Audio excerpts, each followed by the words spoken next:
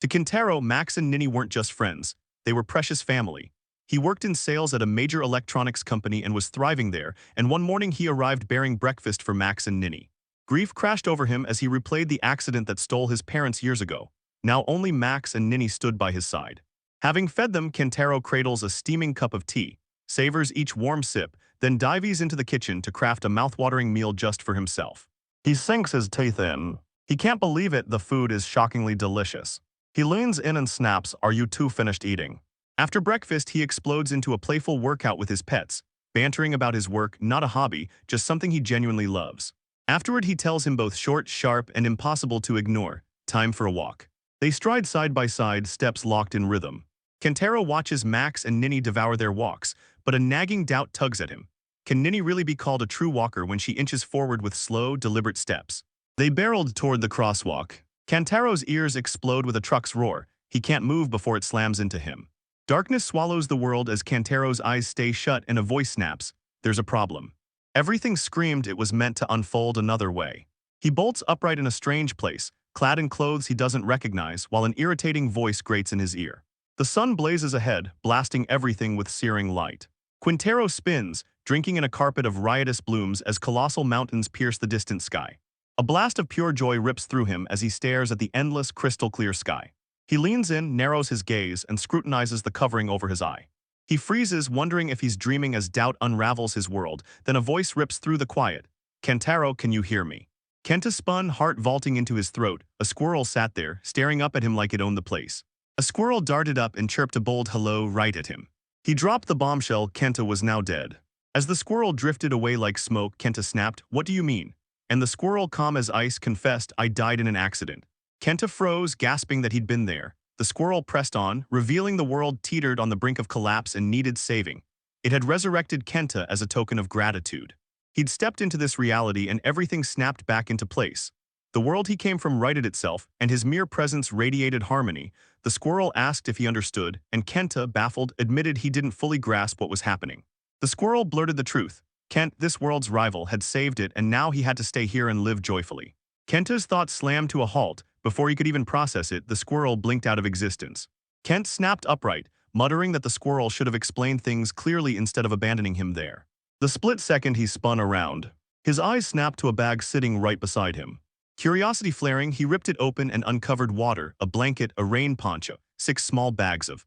A scatter of golden and silver coins glittered, and I wondered if they were the currency of this new world.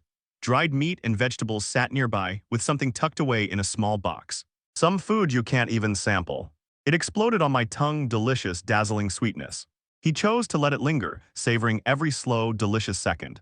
After finishing, he tore open another bag and unearthed dry beans, fruits, crackers, rock salt, and coffee beans. Kenta plunged his hand into the bag and hauled out a lantern and oil lighter, a pot set, a mini stove, a mini kettle, plates, cups, spoons, and forks. He found a percolator, and a fierce itch to brew coffee flared up. It looked exactly like the one from his school days, and seeing it shredded his grip on what was really happening. Gratitude surged for the useful gear. Underwear was nowhere to be found, but he figured he could rough it and camp with what he'd scavenged. His gaze snapped to a ball. It slammed Max and Ninny straight back into his head. Doubt clawed at him. Were the two of them okay, and would he ever see them again to make them happy once more? A cold panic slammed into him as he grasped the terrifying truth. He might never see them again. That thought steeled him and he charged forward. He saw a beast looming in the distance, and panic slammed into him as it barreled straight toward him at breakneck speed. Kent blasted into a full-speed sprint, but the beast outpaced him. His hand shot to the hilt of his sword. The creature surged forward, erasing the distance between them. Panic exploded as Kendra stumbled and slammed to the ground, and he was sure he'd die right there. Convinced his second life would be snuffed out before it even began, he steeled himself for the worst.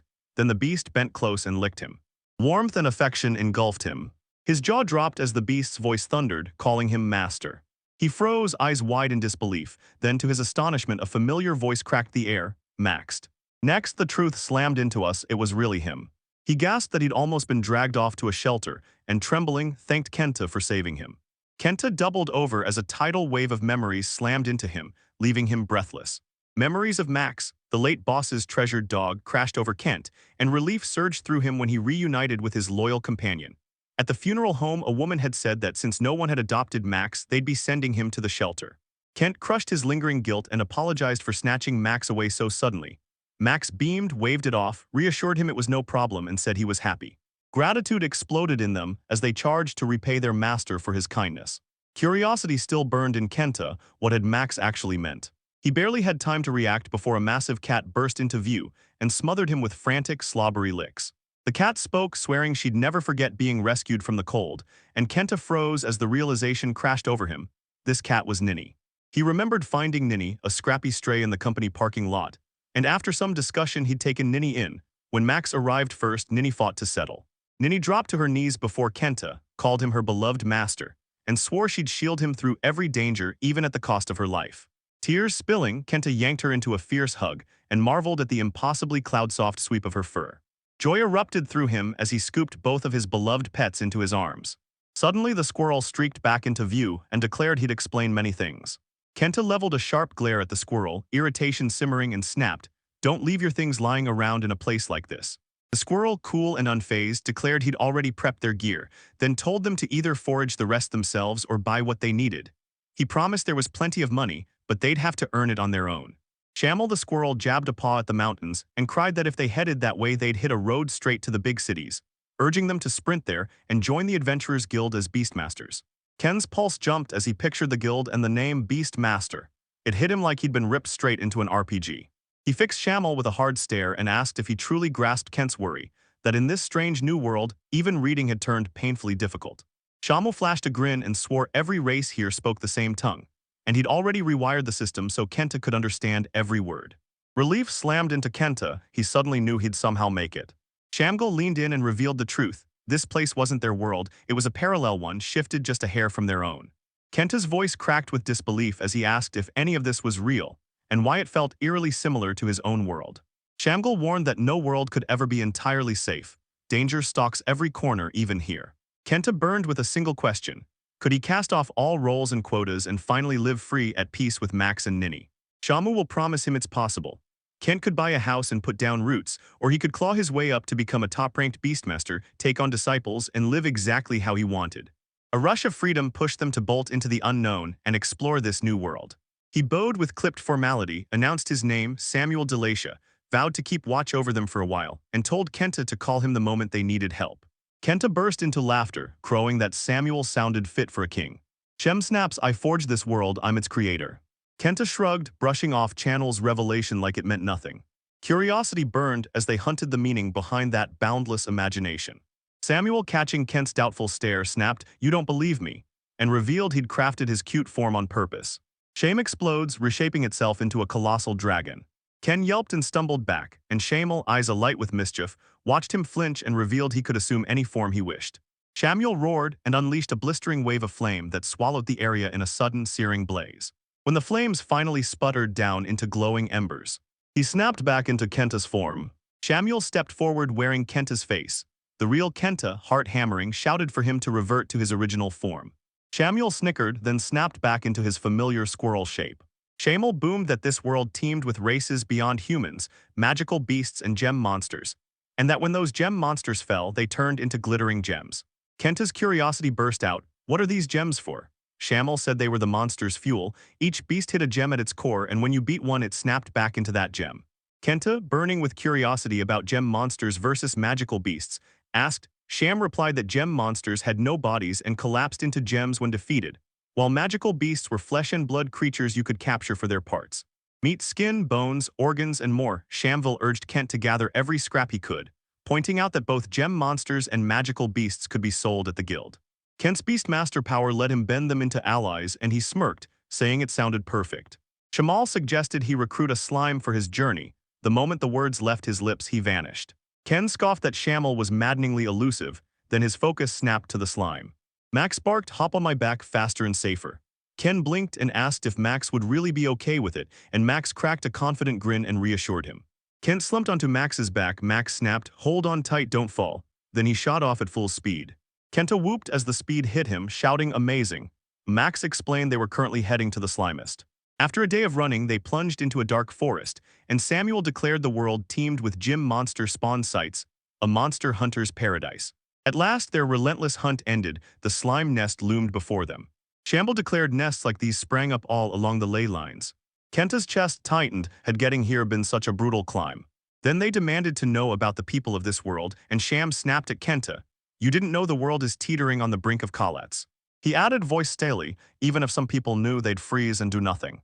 In a heartbeat, the situation could explode and leave everyone stunned. Kenta snapped that it was pure carelessness. He shook it off, deciding not to waste another second dwelling on it. He sprang to his feet and declared that slimes were spawning in insane numbers, swarming in by the dozens. He squinted, wondering if Max and Ninny were cowed. Max shot back they'd hang back and keep their distance for now. Sham perched on Kenta's shoulder and soothed him, don't worry, you're strong. Then pushed him to treat this as a tutorial and charge the slimes with confidence, leaving Kenta blinking and wondering what kind of game this was. Shamel shot back that it was just to teach him the basic controls. Kenter then smashed the slide and uncovered a German side. Shamuel barked that they shouldn't slice the slimes yet, they had to be weakened first, and Kent scoffed that Shamuel should have mentioned that sooner. He lashed out and smashed another slime, chipping away at its strength. He snatched it up mid-escape as it tried to bolt. Kenta spun to Shamel and fired, what do I do with the slime? Shamel said to tame it Kenta had to speak to it and ask it to join him. Kent didn't hesitate, he flashed a grin and beckoned the eager slime into his party. The slime burst into gleeful agreement, bubbling master, as it greeted Kenta. Ken blurted, that voice is impossibly cute and totally one of a kind. Panic gripped him, where had it come from? Shamgal barked, keep holding the slime. The instant Kenta acted, the slime surged into him, bestowing the powers of storage, preservation, and purification, and vowed to toil for him without rest. Kenta's pulse spiked, could this be a level up? Shamo smirked and told him he was getting close to the answer. Kenta's curiosity about the slime's abilities flared into a fierce hunger. Shame declared that storage could cradle anything that wasn't alive, and preservation kept those things from rotting away. Then he leaned in and asked Quinta to sink the gem he'd snatched earlier into the slime. The slime slid into Kent's body and proclaimed it could stash as much as Kent desired, yanking any item back out whenever he needed it. Shemuel pressed on, declaring purification would purge every speck of grime, and Kenta cocked his head asking so, like doing the laundry. They gaped, calling the power to make anything spotless and brand new utterly jaw-dropping. He panicked, convinced the chest was only fit for monster corpses and would act differently than food, but Shamgal laughed and told him he was fretting over nothing. They could just purify everything. The slime mask barked at Kenta, take good care of it. Kent scooped up another slime, grinning as he declared it good as new.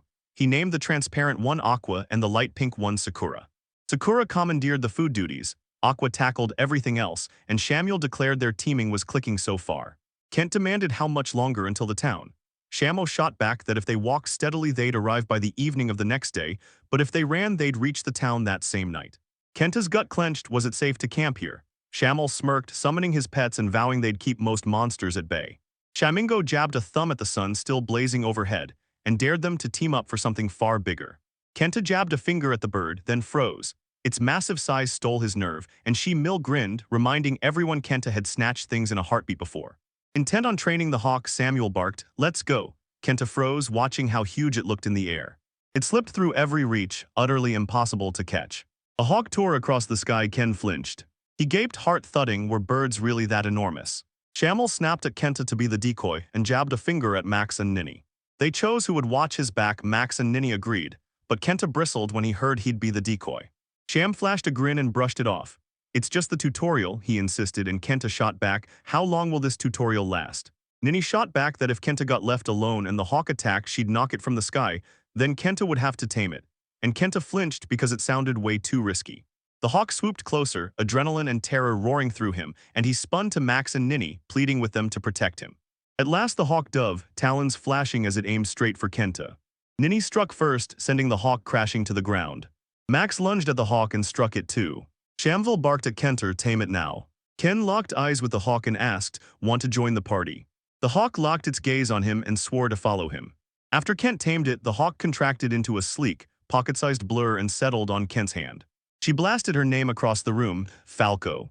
She flashed a grin and assured him she could grow huge enough to carry him, then beamed that it was a pleasure to meet him. Shamel announced he'd bent his first 5 pets to his will and now had to forge his beast master emblem. And Kenta couldn't help wondering whether emblems came in other forms. Samuel roared that the emblem proved he'd claimed those beasts, and the moment a marked monster took a hit it flared and revealed itself apart from the rest. Shamu snatched a pen, slapped a blank page down, stepped in front of Kenta, and dared him to craft an emblem that fit him. Kenta greed exploded onto the scene and drew one hit like a thunderclap. Once he'd held it up for Shamel to see, Shamel jabbed the question at him, pick a name for yourself, and Kenta flashed a grin before shouting Kintaro Yamada. Sham snaps back, eyes flashing. Most people didn't even have surnames, so a nickname would be far more fitting. Then Ken volunteered himself. Shamel gave a sharp nod, declared his name, conjured a flicker of light into the air, and snapped for Kentat to hold out his hand. Shamel then thrust the item into Kindiz's hand. Shamble leaned in and commanded Kenta to press his favorite spot on the emblem. Kenta obeyed, thumb slamming down, and the emblem seared itself into the spot his hand had just touched. Night descended, swallowing the last light. Kent slammed his pack down and made camp right there. Sitting down, his first instinct was to light the lantern, but doubt slammed him. Was it a new item, and was there any oil or fuel to keep it burning? Shame tells Aqua to slot the earlier gem into the lighter, then vows to hand over a spare to light the lantern. Kenta thrust one gem into the lighter and plunged the other into the lantern. He stared breathless as the lighter flared to life. Amazement hit him like lightning. He whooped with pure glee as the gems fed everything like raw fuel. Shambles snarled that the gems were born from mana, the life force that courses through every living thing, even your bodies. When a man's mana runs dry, he dies. Kenta's gut clenched. Did they need anything beyond food? Shane snapped that food was all they needed, and the Johns would keep them sustained for a few days. Max and Ninny snapped in, declaring they'd hunt on their own and siphon the mana from every monster they felled. Kenta gaped and exclaimed it was incredible, his mind snapping back to the days when everyone depended on him. Relief washed over him, yet a small, aching loneliness lingered. Caring for those creatures meant their lives dangled from his every move. He grimly admitted his meal was nothing but dried meat and shriveled vegetables. Water slammed into rock salt. Every one of his pets had crashed out, swallowed whole by sleep. Kenta dug in, savoring every bite as a satisfied grin bloomed across his face. He gaped, astonished that simple meat and vegetables could burst with such explosive flavor. For dessert, he yanked out a treat. It was still brimming, even though he'd already devoured one the day before. Shem will declare it the logic bonus. We ratcheted it up by one every day, and we could shrug and call it a breeze to handle. The slime lunged into the mess, devouring debris and polishing the place spotless, and Kenta's jaw dropped in awe. Under alien skies, he plunged into his first night in this new world. He tore through memories of his previous life, stomach nodding as he wondered if he'd dragged his boss, colleagues, and friends into trouble. Luck grinned. This new world looked like his ticket to finally enjoying himself. Hope hammered in his chest that the people in his old world were safe, and everything there was going well. Shamal will explode into action and Kenta up. Kent let out a cavernous yawn, ripped into a stretch, and Ninny greeted him. Right then Max lunged in and started licking him, while someone shouted that he hadn't woken up at all and couldn't consent to Max. He burned to wash his face and body, but the town lay too far away. A slime latched onto him, gluing to his skin as a dizzy, alien tingle flooded his body. He demanded to know what Sakura was doing. He gasped and ran his hand across his face. His skin felt impossibly smooth. Was this the purification process? He thanked Sakura, his voice raw with gratitude, and said he'd be counting on her again. Morning coffee pulled at Ken like gravity. He couldn't resist. He hadn't fired up a percolator in ages. He hadn't even inspected the coffee beans yet. He looked at his water bottle and froze. Shock slammed through him. It was completely full. He'd already drained some the day before, but Sham will grin and reveal the water bottle refills itself over time. Kenta's jaw dropped. He called it insanely convenient and admitted it gave him the creeps. Shamble leaned in and pressed him for details. Kenter replied, voice razor-sharp. Humans can cling to life about a week without food but will perish in just a few days without water, and he branded the bottle a life-giving tool. As I made coffee, the water erupted into a boil and darkened to a rich brown, proof it was ready. Coffee finally brewed, steam rising like a wake-up battle cry. Kent lifted the cup and sipped. It was astonishingly mild, even lighter than drip coffee. He ripped open his bag, fingers hunting, torn over whether they should race for the highway. Right then he snatched his hand and yanked him forward. Ken's voice sliced the air. Ninny, what are you doing? Shock slammed him. Ninny had a snake in her mouth. Panic ripped through him and he snapped, don't come any closer.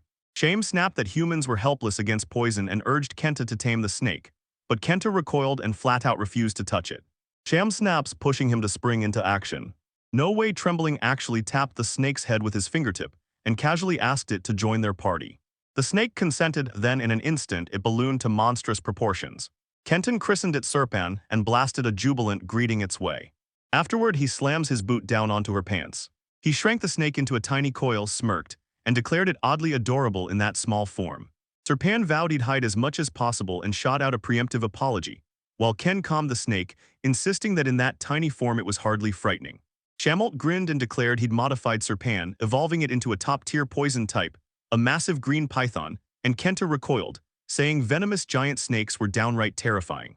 Shamal's grin cut through the fear as he declared, "Don't worry, with Serpan here, every other snake will stay far away." Kenta gave a sharp nod and urged them to lock their focus. Nini then asked if he wanted to ride on her back, and Kenta agreed. He vaulted onto Nini, shot off in a sprint, and she shouted, "Hold on tight." They barreled along so fast Kent felt like he was riding Max. He urged Nini to run more gently. Finally, they burst onto the main road and spotted a carriage crammed with several people. Cantor insisted the town had to be nearby. He strode up to the group, his pets fanning out at his heels. Gasps ripped through the crowd at the sight of the creatures. Seeing their terror, Kenta leapt forward, barking that the creatures were his and tame and ordering them not to attack. One man ripped his sword from its sheath, steel flashing as he braced to defend himself. Another man blurted he'd never laid eyes on beasts like these, his gaze snapping to the Red King and the Hellhound variants. The third man barked, "No one contains beasts like those," then jabbed at Kenta, "What kind of beastmaster are you?" Shemuel spun to Kenta and murmured that beastmasters had become a dying breed in this world. Kenta blinked, visibly puzzled. He blurted, "Is the world collapsing?" Shamble growled that fixing it would take ages. Kenta swallowed the panic, forced a steady smile and promised, "We'll be fine," then snapped, "Sheathe your swords." He begged someone to point him to town, and one of the men snapped, "Is Kenta going to rest him?" Kent blinked, his thoughts scrambled by confusion, then he nodded and agreed. As they walked, he caught the group's fevered chatter about the creatures, each voice tossing out vivid guesses about how others would react. Doubt not at Kenta should he have stayed hidden. The man snapped, "Where did you come from?" and demanded Kenta's ID. Someone will swoop in, urging Kenta to say he's from the Shadow-Cut Mountains. Kenta repeated it, and the group recoiled in stunned silence. After firing off a quick, apologetic sorry for the delay, they unleash a chorus of fierce wishes for his safe journey. As they left, Kenta couldn't stop wondering about the Shadow-Cut Mountains, and Sham will explain they're a jungle teeming with monsters of unbelievable strength. Pulsing with ley-line energy, the region teemed with legendary mysterious species. Ordinary adventurers dared not enter. Ken spat out, "That sounds terrifying. Won't a place like that scare people off?" Sham just smirked, "Relax, the beasts you locked up are insanely strong, so there's nothing to worry about." He leaned in and said if doubt ever crept up on Kenta, just say you're from there, that alone would melt their fears, and they pressed on. And he squinted, there it was, a faint town hanging on the distant horizon. A voice cut through the hush, "Is there risk, Dom?" and Shamuel's reply landed like a verdict, "Yes, it's real." They strode down a road that seemed safe, yet every traveler they passed tensed up and fired nervous glances the moment they spotted them. They thundered toward the town's entrance. The guards dipped into crisp bows and flashed polite smiles. A guard's eyes bulged at the colossal beasts and he tensed to strike. Kenta, cool as ice, simply said, "They're my summoned beasts." The guard barked for Kenta's ID. Kenta swallowed and admitted he didn't have one. The guard boomed the toll, 1 silver coin per person and 1 copper for each large summoned beast. Kent jabbed a finger at Falco and asked if it had to pay, and the guard snapped back that Falco was free, after thrusting the required coins into the other's hand. The guard barked, "Don't let your summoned beasts run wild," and Kenta answered with a steady, firm nod. They stormed into the town. Panic rippled through the crowd as they froze at the sight of Kenta and his creatures. Ken's jaw dropped. After the walls he'd seen earlier, he never expected the town to be this massive. It screamed tourist hotspot. He zeroed in on finding the Adventurers Guild as his top priority, while Shamel just shrugged and confessed he had no clue where it was. Crushed by disappointment, Kenta spat under his breath that he'd have to handle everything on his own from now on. Suddenly his gaze locked on the same man he'd seen earlier on the path. The man locked eyes with Kenta, shouted a quick greeting, announced he was from the Adventurers Guild, and asked straight up if Kenta wanted to join. Ken shot back that he'd been hunting for the guild, and the man offered to show him around. Curiosity prickled and Ken pressed him, why so keen to help. The man confessed he was captivated by Kent's familiars, and since Kent hailed from the Shadow-Cut Mountains, he counted them as fellow adventurers. The man smirked, spotted Kentis's naivety like an open door, and pounced. This was the perfect moment to take advantage. Kenta burst into a chuckle and called the man blunt as a hammer. He clasped the man's hand, seized the offered help, declared his name, and the man shot back, "Hector." They finally reached the guild. Nearby adventurers shrink back, terror rooting them to the spot as Kenta's beasts prowl closer. Hector strode forward and sliced through the panic with a steady voice. "We're fine, the Kenties are loyal to me, so everyone relax." As the crowd recoiled in terror, one man scoffed, roaring, "Ridiculous," while another slung a tiny beast onto his shoulder and boasted it was the biggest creature he could handle. Ken stepped forward, voice crackling with conviction, swore these were his beasts and urged them to lower their weapons. Hector stepped forward, calm and fierce, and vowed, "Don't worry. Hector barked for Ken to hurry. They sprinted to the reception desk, and Ken told the woman behind it he wanted to register as an adventurer.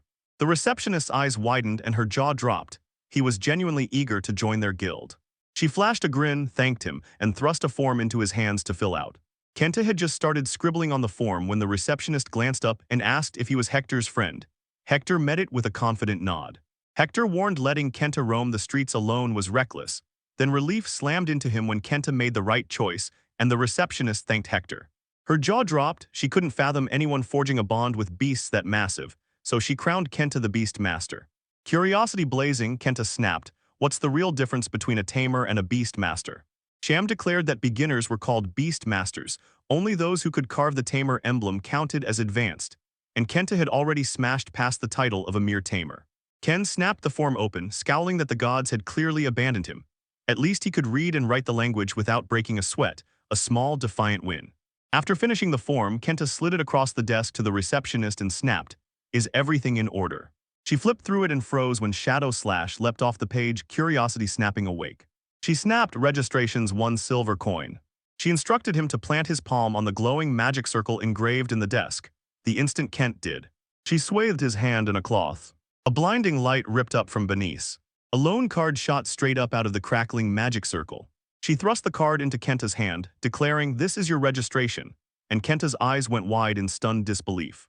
He leaned over the card, curiosity burning, and muttered under his breath as he tried to untangle how everything worked.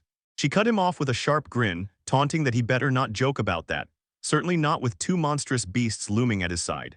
Kenta demanded a place to shelter his towering beasts. The receptionist shook her head. No inn could hold them, but the guild's lodging would. Kento's jaw dropped and he blurted, "Is this place even suitable?" As the receptionist shrugged and pointed out the guild's lodgings weren't luxurious but did have a garden, a bed, and a water source, no meals included. He let out a ragged sigh, swallowed his pride, and grudgingly accepted the arrangement. Saying it would be fine, they shrugged. The receptionist held out a palm and named the price. 1 silver coin for the night plus another for the large beasts. Kent slammed down a payment for 10 days, ready to roam, and the receptionist agreed to accommodate him for the whole stretch. After the transaction, Kenta strode up to Hector, asked if he was done, thanked him with a grin, and insisted on treating him to dinner as a token of appreciation. Hector barked, "Drop your bags and I'll take you straight to where the others are waiting." Kenta pushed through the door and stopped dead, stunned by how breathtakingly special the room was. It blew him away, so much better than anything he'd imagined. A man told him the room had once been reserved for swarms of beast tamers and was always booked solid. Now only a handful stayed. He thumped the room key into Kent's palm and said the water areas inside were split into sections. Feel free to explore. Ken waded into the pond and uncovered a kitchen and a water source.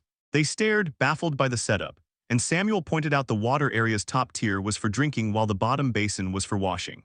He snapped at Ken, warning him, "Don't wash a single dirty thing in the upper section." Samuel finished his spiel, admitting he'd pop in and out but swearing he'd always have Kenta's back when it mattered. Kenta thanked him and vowed he'd call on him the moment he was in a pinch. He bolted out to grab dinner. Later, Ninny burst in and announced to Kenta she'd hold down the fort. Afterward, she crashed onto the bed. Kenta's heart betrayed him. He was helplessly smitten by her impossible cuteness. He pulled her into a tight hug and declared, "You've grown, but not a single thing about you has changed." Sometime later, Kenta found Hector, who grimly observed that the adventurers' numbers seemed to have dwindled. One of Hector's crew gestured to the outdoor standing area and invited Kenta to take it. Kenta flashed a grateful grin and thanked them. A beer-wielding woman marched up, eyeballing the hulking creatures and asked if they were his family, and Kenton nodded, pledging he'd keep them in check so she wouldn't have to worry. She beamed, singled out Max's shockingly warm friendliness, and blurted that it was incredible. Hector swept Kenta into the dining area, where a lavish buffet of food and drink sprawled across the tables. Kenta's eyes landed on the self-serve setup. Hector slammed back a beer amid a roaring cheer and proudly introduced himself as a swordsman. A young boy thrust his chin out and declared, "I'm Lime the Spearmaster," and an older man bellowed to Kenta, Balloon the Axe Wielder. A woman stepped forward and declared, "I'm France the Sorcerer," and Kenta's jaw dropped at the flood of skilled people around him as he wondered if he could learn magic too. They lunged at their plates and tore into the food as one. Kent tore into the meal, each bite detonating with mind-blowing flavor. He was blown away. It was ridiculously fun. And even in this brand new world, the culture hit him like deja vu. Herbs ghosted the meat, curiosity flared, but he swallowed the question and stayed silent. The soup struck with a flawless, complete richness, and the butter tasted comforting and familiar. The others sipped their drinks. He demanded Kenta drink more. He knew their meal wasn't over yet. Hector declared that as adventurers few rules bound them, any quest they chose was theirs to take, but they'd face the danger on their own. Requests flooded in, seize glittering gems, wrench rare materials from the earth and slay monsters. Hector shot Kenta a sly grin and urged him to kick things off with a few simple requests, just to feel out how it all worked. He slammed the rule down. Any large familiar, Max included, had to wear a collar. Kenta shrugged and said he'd already tied a ribbon on Max. Hector gave a curt nod, called it a solid stopgap, and warned Kenta to make sure he grabs a proper collar next time. Kenta agreed. Max wrinkled his nose and snapped that the booze reeked. Kent stormed back to the bar and asked the price for 5, and the barkeep smirked, 1 gold coin for the lot. Kent snapped to his feet to leave, and Hector called after him, "You're leaving already." Kenta beamed and urged him to enjoy himself. "Do whatever you want, I'll catch up later," he called, as Hector and the others kept the celebration roaring and Kenta slipped back to his room. The instant Kenta reappeared, Nini welcomed him with a warm smile, and he sank down beside the bed. The next morning, dawn exploded across the sky. Shamal yanked him awake and shouted, "It's already morning." They barked he couldn't crash out like he was camping, and Kenta groggily snapped that his body ached and felt lock stiff. He turned to Sakura and begged her to help him feel better. The moment she moved, a jolt of cool energy blasted through him. Ken darted into the kitchen, eyes locked on the goal, make coffee. He took a careful sip, his eyes blazing, and exploded, "This is unbelievably delicious." They wondered if this world had any coffee. Shamo replied that the place thrummed with strange happenings, and coffee wasn't uncommon. Kent's eyes sparked. Hector and the others had tipped him off about a buzzing morning market in the square, and he was itching to go scout it out, asking, "Is everyone coming along?" Nini sat on the bed, curled into herself, noticeably more withdrawn than usual. Kent called her on it. She shot back that she wasn't a recluse, and he pushed her to join them, insisting the townsfolk needed to see they were harmless. The moment they storm into the market, Kenta's jaw dropped at the dizzying array of goods spread out before him. He boomed that they'd hit a mountain of supplies. Now was the time to grab some ingredients. He sank his teeth into the fruit, and a tidal wave of pure sweetness slammed across his tongue.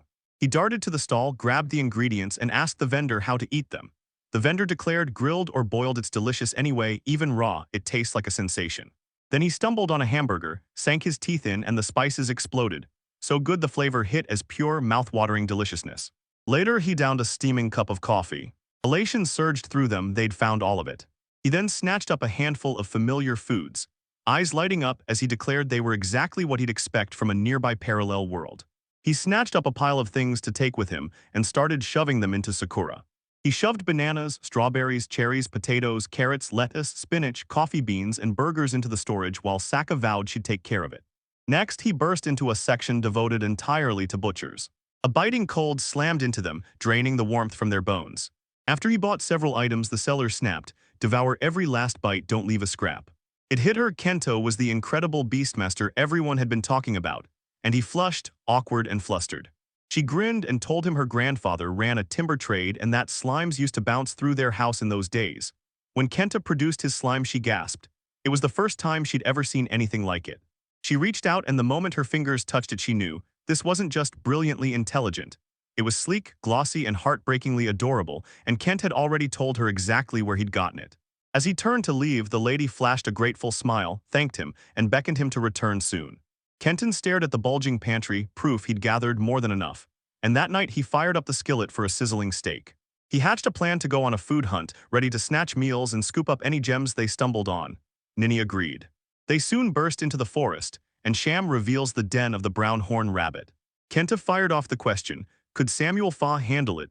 Max, also heading out on a hunt himself, wished Kenta luck and told Nini to do the same. Kenta's mouth watered as he wondered what a Ravi's would taste like. Shamo scoffed, "I'm a gem monster, I won't taste the same." The place Kenta was hunting yawned with holes. Shamble declared it a burrow. Kenta barked at Nini to shrink down on the spot.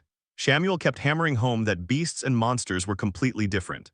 Beasts began as ordinary creatures twisted by the ley line's influence. The lines fueled their growth but slammed an invisible ceiling on how large they could become. Get this, gem monsters began as plain gems and could swell into giants or shrink to pebble size whenever they wanted. The gem they sprang from carved the creature they'd become. Kenta caught on and asked if they should wait for the rabbit to come out, and Shamal cut in, urging them to let him change inside the hole. If he plunged in, the rabbit would likely spring free. Kent sealed the plan with a sharp, confident nod. After Sham plunges into the hole, they waited outside, every heartbeat a ticking fuse. The rabbit slipped into view, pure gentleness in every twitch, and Kenta's jaw dropped. My jaw dropped. How did it just shrug off the hole's sheer size? Shame barked that it was a variant and urged them to call in the others. While Ken shot back, he still wasn't used to fighting yet.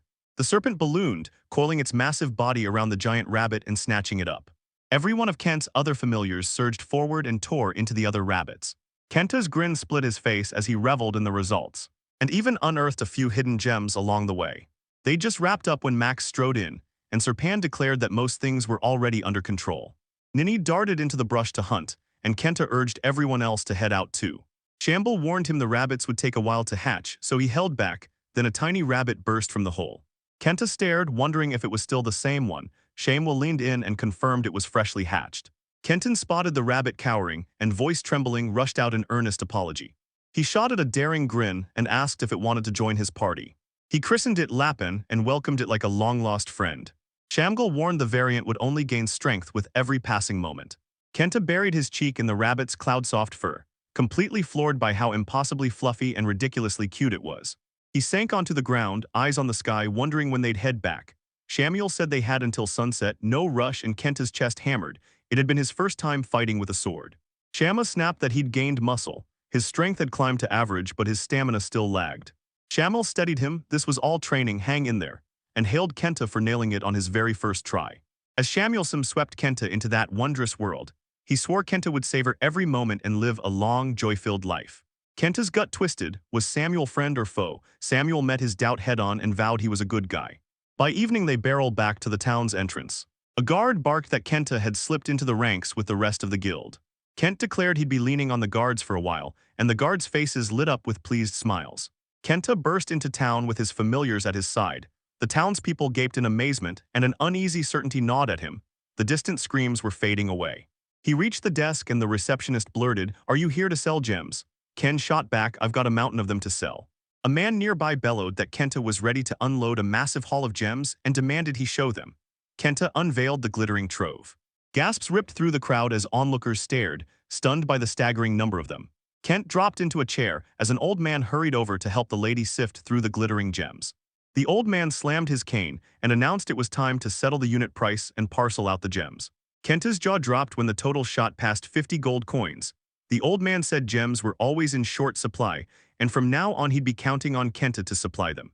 He slammed a fist into his palm and promised Kenta, "If you ever run into trouble, say the word and I'll be there." Curiosity ignited, Kenta asked where he could buy a map.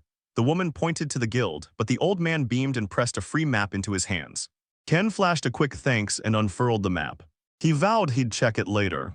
Kenta strode out with his familiars at his side, and Sham gushed he'd be ecstatic if Kenta could blend into the world quickly. Kenta refused. They burst into their room. Kenton shot into the kitchen and started whipping something up. He snatched the slab of beef the shopkeeper had dubbed beefy, and pulse racing chose to follow the clerk's advice. He lightly hammered the meat to split its fibers and tenderize it, and with no pepper available he cranked the salt instead. Next he snatched up a potato-scented lump, convinced it was a potato, and got to work peeling it before dropping it into a pot to boil. He nibbled a tiny bite and the taste hit him, it's a potato. He drained the water, dusted the potatoes with salt, and tossed them until they fluffed into pillowy clouds. He slammed the meat onto the searing pan. It screamed, sizzling into a perfect crust on both sides. An irresistible, mouth-watering aroma flooded the room. After sinking his teeth in, Kenta slammed the first bite into his mouth and his eyes lit up. The thick cuts were perfectly tender and utterly delicious.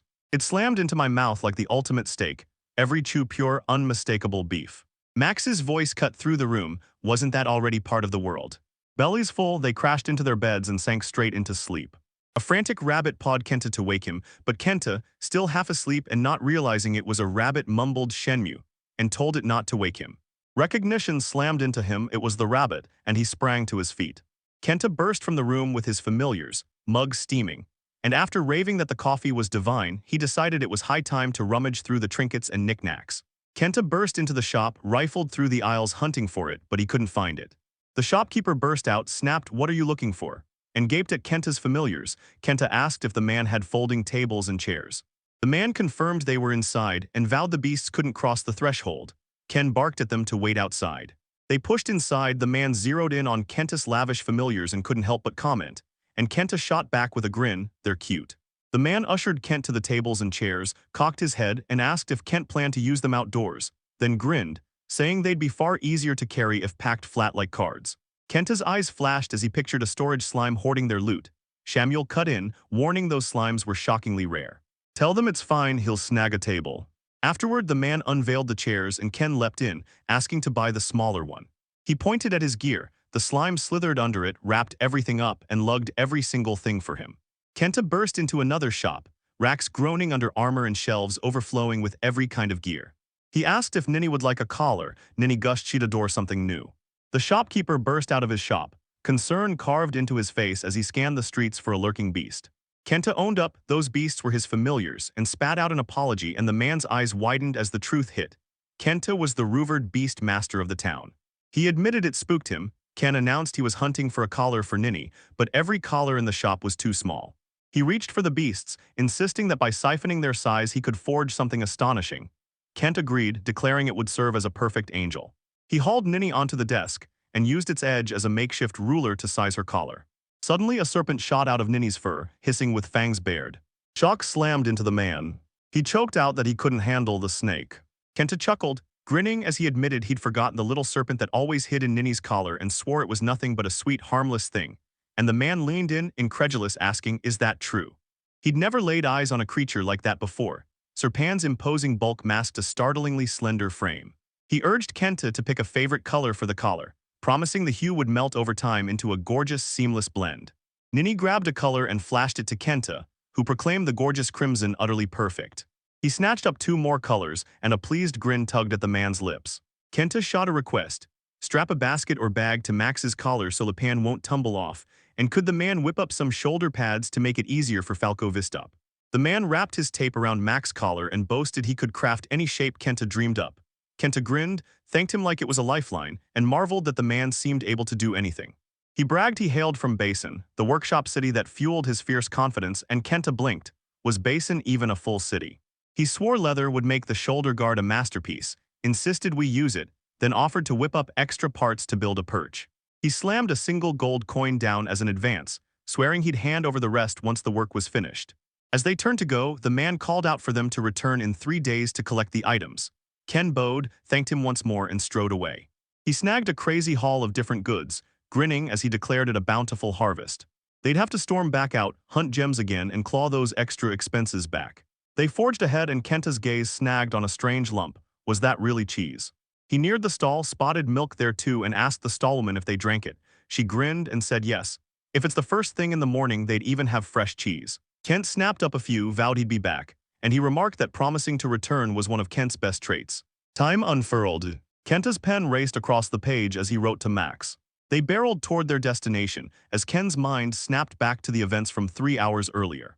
When Shamel suggested we hunt the brown, rock-hard stone next, he warned it would be backbreaking work but promised a much bigger payday. Ken checked the map, snorted at the ridiculous name, and yanked it closer, time to inspect every detail. He zeroed in on Reese Dom and the world's layout snapped into focus. Samuel scoffed, the map was just a rough sketch. Kent bristled, warning him off, it's the guild-approved map, and Shamgal sneered. Is this honestly the best precision the Adventurers Guild can offer? Kenta bristled, why didn't they just fill in the details themselves?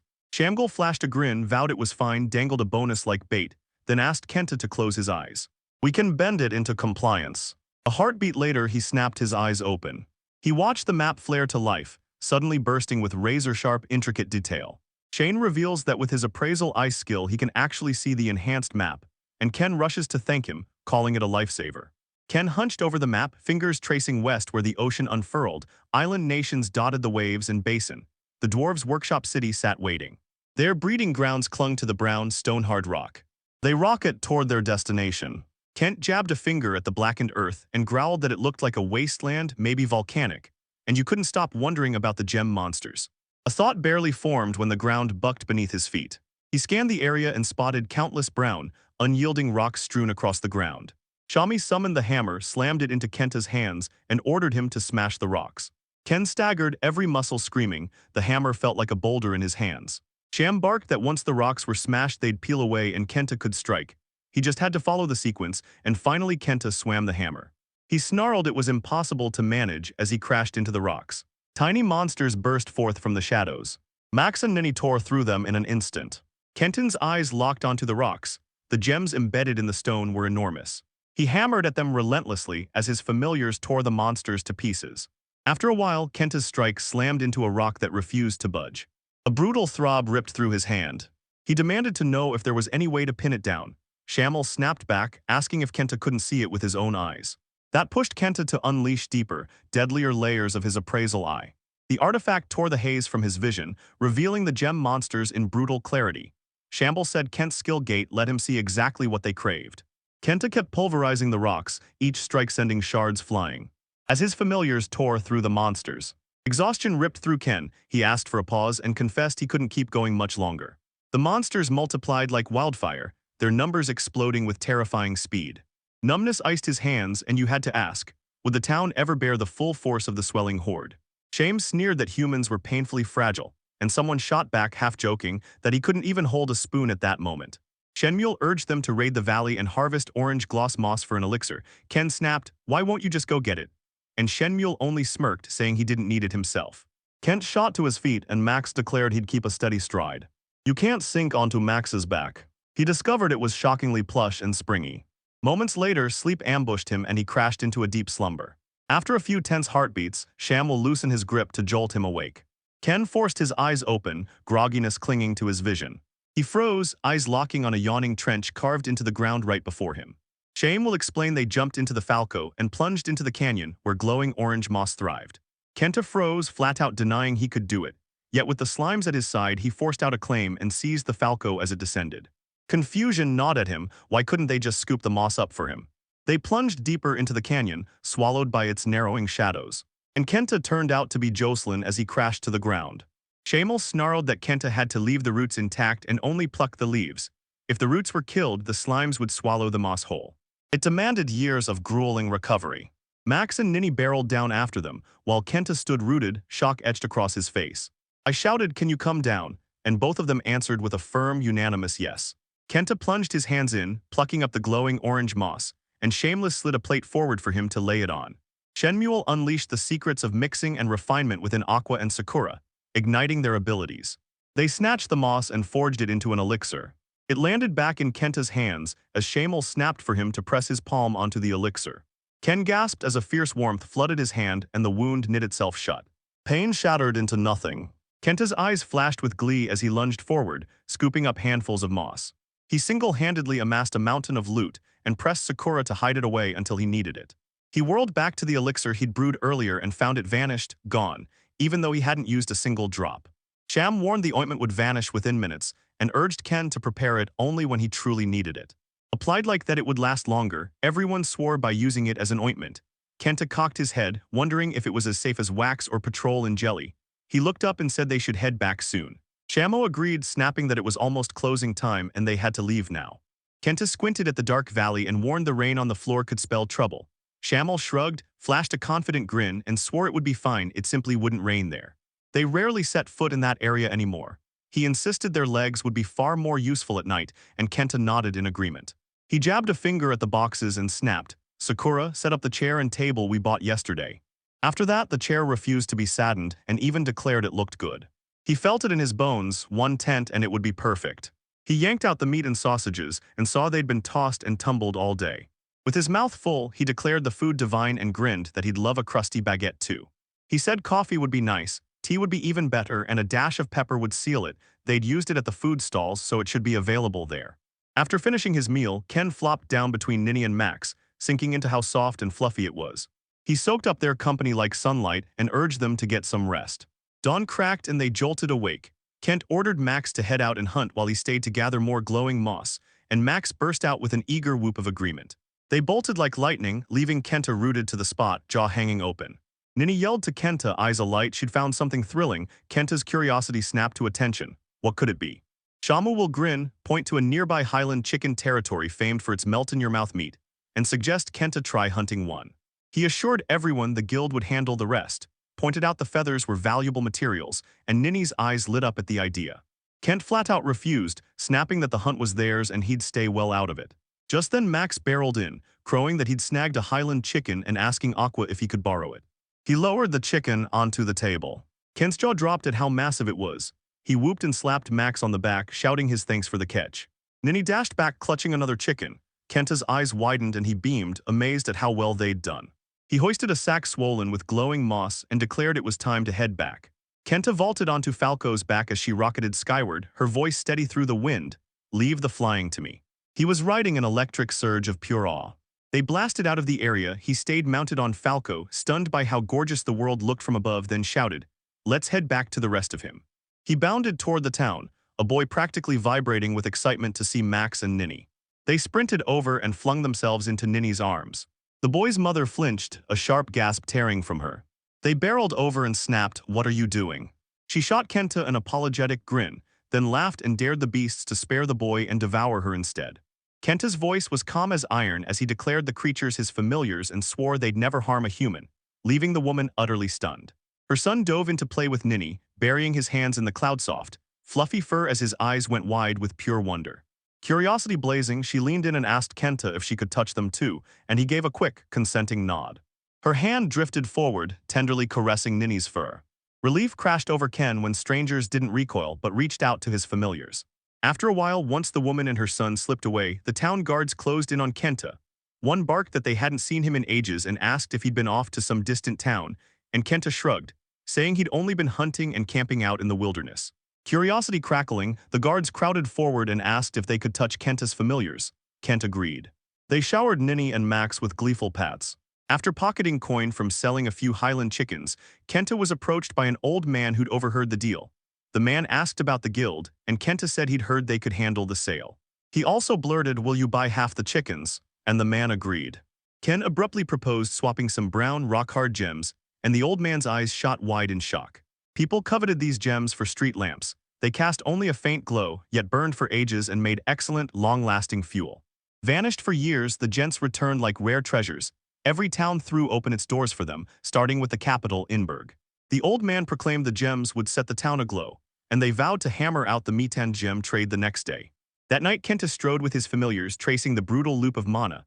Mana births gems, gems spawn monsters, those gems burn as fuel, monsters' bodies are stripped for materials, and every scrap cycles back into mana. People lean on that chain to survive, and Kenta felt a deep, steady comfort in the world's heartbeat. Under the moon's hush, peace slid into him as he walked. "We can dart into the cream cheese shop." He snapped up 10 of every variety. The shopkeeper thanked him for his purchase. Afterward, he snatched steaming, freshly baked bread, scooped up black pepper and a mill, grinning because he'd finally found a good quality one, and then grabbed spices, pens, and ink. He snagged a brand new tent for his upcoming camping trips. Kent plotted a trip to a new town and swore he'd keep gathering gems until the day he left. A satisfied grin spread across his face. He knew he could keep giving back to the townsfolk with every step. The next day, Shamel grabbed Kenta's sleeve, eyes blazing, and asked if he'd hunt pill bugs or chase gold butterflies at a perfect spot nearby. The two of them bolted toward the location. They plunged into a horde of giant pill bugs and obliterated them. Hasfer surged ahead, guiding him to the spot and pointing out exactly where it lay. A giant caterpillar lumbered into view, and they instantly understood. These behemoths outmatched the snakes they'd fought before, deadlier and far harder to handle. Despite the challenges, Kenta roared, spurring his familiars to steel their wills and keep fighting. Moments later, they froze as a colossal butterfly glided into view. Shannon will roar that sometimes you have to grind until your lungs burn to snatch the chance. The gold butterflies didn't attack, so when they descended toward the flowers, it was up to Kenta to decide what to do. He grinned, saying the wings fetch a fortune, and urged Kenta to aim for the body instead. Kenta's mind sparked, wondering if those bodies could be turned into usable materials. Shamgal revealed that the adult butterfly's wings were hardened with Dorgan techniques, and then forged into stunning, crystal-clear glass. Kenta's eyes widened when he learned the wings could turn to glass. At that instant, Falco barreled in and launched himself at the giant butterfly. A shimmering butterfly glided straight toward Kenta, its wings slicing the air. He lunged, sword flashing, and cleaved through the creature's body with a lightning-fast strike. A jolt of satisfaction slammed into him as his stride hit clean. Colossal wings crashed down, pinning him beneath their crushing weight as he bellowed, "Ninny, help." He forced a shaky laugh, half joking that he felt like a goner. When Ninny jumped in to help him, Kenta burst out wondering if the wings would really turn to glass like Shamel said, and Sakura, efficient as ever, snapped them into her inventory. Gasping for breath, they froze as a sudden noise ripped through the silence and Kenti's familiars snapped to attention.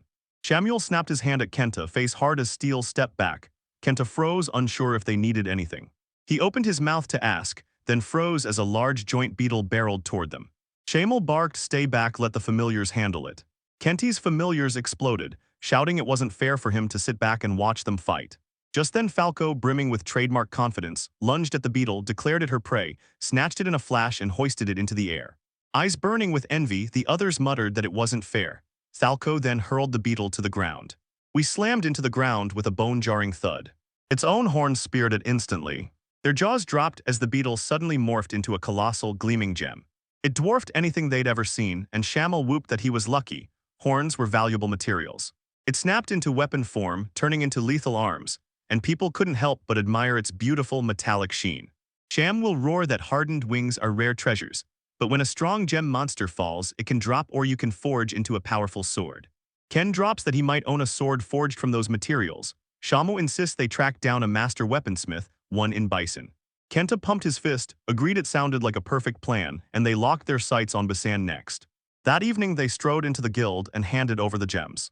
The two men froze, jaws dropping and hearts racing as they were electrified by the sheer number before them. The old man rumbled that the brown rock frog lights burned for ages. They'd hauled in 20 gold coins in the previous day's meet, plus another 10 gold for that day's haul, and Kenton whistled, admitting it was quite a sum. The old man declared Kenta had been a tremendous help, so much so he'd earned the gold butterfly wings. Kenta beamed that Rustam had helped him too, so he was happy to return the favor.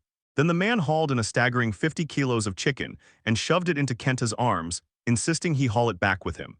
Kent, with Sapkura at his side, breathed life back into it. Afterward, as they walked down the street, Kenton stared, the lamps glowed far brighter, and Shame pointed out they'd lit more of them. The people around them erupted, faces blazing at the sudden brightness as they cried they'd lived in the dark for far too long. They also noted that the monsters seemed to be increasing, and there was talk of resuming hunting soon. Ken stormed back into his room and declared he'd hauled in Highland chickens, plus bread, butter, and flour, all for dinner. He set out to smash the chicken flat, dust it with bold spices, toast the bread in a hot pan, and crust the cutlets in golden breadcrumbs, wielding a lone flour and a ferociously beaten egg. Before slowly browning it in a butter-slick pan, he carved the Highland chicken with surgical precision, forging juicy, golden cutlets. Grabbing a bite, delight surged through Kento as the flavor hit, buttery waves folding into a perfect chorus of red crumbs. And the plump, juicy chicken glistened on the platter, juices ready to burst at the first eager bite. He slammed bread and cheese onto the cutlet, turning it into a sandwich. He bit down and a jolt of electric excitement ripped through him. He feasted on this world growing richer, flavors exploding on his tongue and experiences piling up like trophies. Kenta stepped out for a walk, darted into a shop for a drink and scooped up a bunch of items but found no tea leaves. Then a sweet shop caught his eye and he went to check it out. Inside he spotted a sign shouting about a brand new cookie bread, promising it was simply sweet and utterly delicious. He snatched one up to try it, and boom, his hunch landed dead on. It revealed itself melon bread. Just as he moved to leave, a familiar voice sliced through the air and he whirled to find Ninny. She lunged into his arms, oblivious to the woman and child from earlier, the duo who'd first befriended him standing there. It turned out the woman had opened the shop. Kenta asked if she was selling anything, and she admitted business had sputtered all day. The location was terrible and luck had deserted them. Kenta declared he'd buy every last item. Those vegetables gleamed with freshness and the trinkets looked perfectly handy. The lady replied, fine. Kenta revealed she was the first person who didn't flinch at his familiars. That's why he vowed to help her. He vowed he'd be thrilled to buy every single thing she owned. She nodded, announced the total 20 silver coins, and thanked him, her voice glowing with gratitude for his generosity.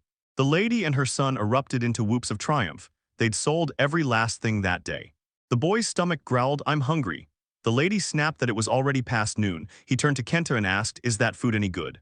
Kent flashed a grin, declared it sweet and delicious, and held it out for the boy to take a bite. As the boy devoured the bite, he burst out, this is so good. She burst out thanking Kenta, gratitude spilling over for sharing the treat with them. Afterward, Ken shot to the left. He bolted to the nearby shop and snatched up a collar.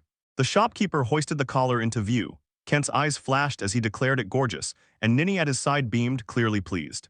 The shopkeeper snapped a rabbit collar around Max's neck, and Kent grinned, pointing out that it even came with a lid. The man swept his arm and revealed Falco's perch. Kent's nod was final, everything looked perfect. The shopkeeper snapped that the job had eaten up more time than expected and tacked on 4 extra gold coins to the bill. And Ken nodded, thanking him for his effort. The man cut in, insisting the price hadn't come from haggling. Kenta, still unsure, blurted, is that extra charge a ripoff? The man swore it wasn't. Kenta snapped he'd never accuse him of that, then thanked him again for the flawless craftsmanship. The shopkeeper's voice cracked with emotion as he grabbed Kenta's shoulder and vowed, "If you ever need anything else, come to me." Ken fires off the question, "Will that saddle even fit on Max?" The man shot back that it could be secured with a bit, then wondered if the belt would work fine. They cinched the saddle onto Max. He swallowed hard, afraid it would pin him down. Kenta leaned in and asked how the wrap felt, and the man barked that it sat firm and the reins would hook to the collar. With everything locked in place, Kenta declared the fit perfect. Max grinned that it felt weightless, and the man warned a tiny size tweak might still be needed, promising it would be flawless once finished. Ken exclaimed that it looked insanely cool. Max checked it and confirmed there was no tightness, and Kenta whooped that it was amazing. Kenta burst out for dinner and cracked open a beer that blew him away. Right then Hector and his crew barreled in. Hector crowed that Kenta had become the talk of the town.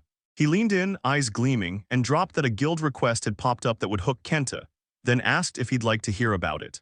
Hector slammed the facts down. 3 villages circling Ristam woke to ravaged orchards and hoof-like tracks at every scene. Kenta's blood ran cold. Could this be a monster hunting jaw? Hector snapped that the animals weren't devouring everything.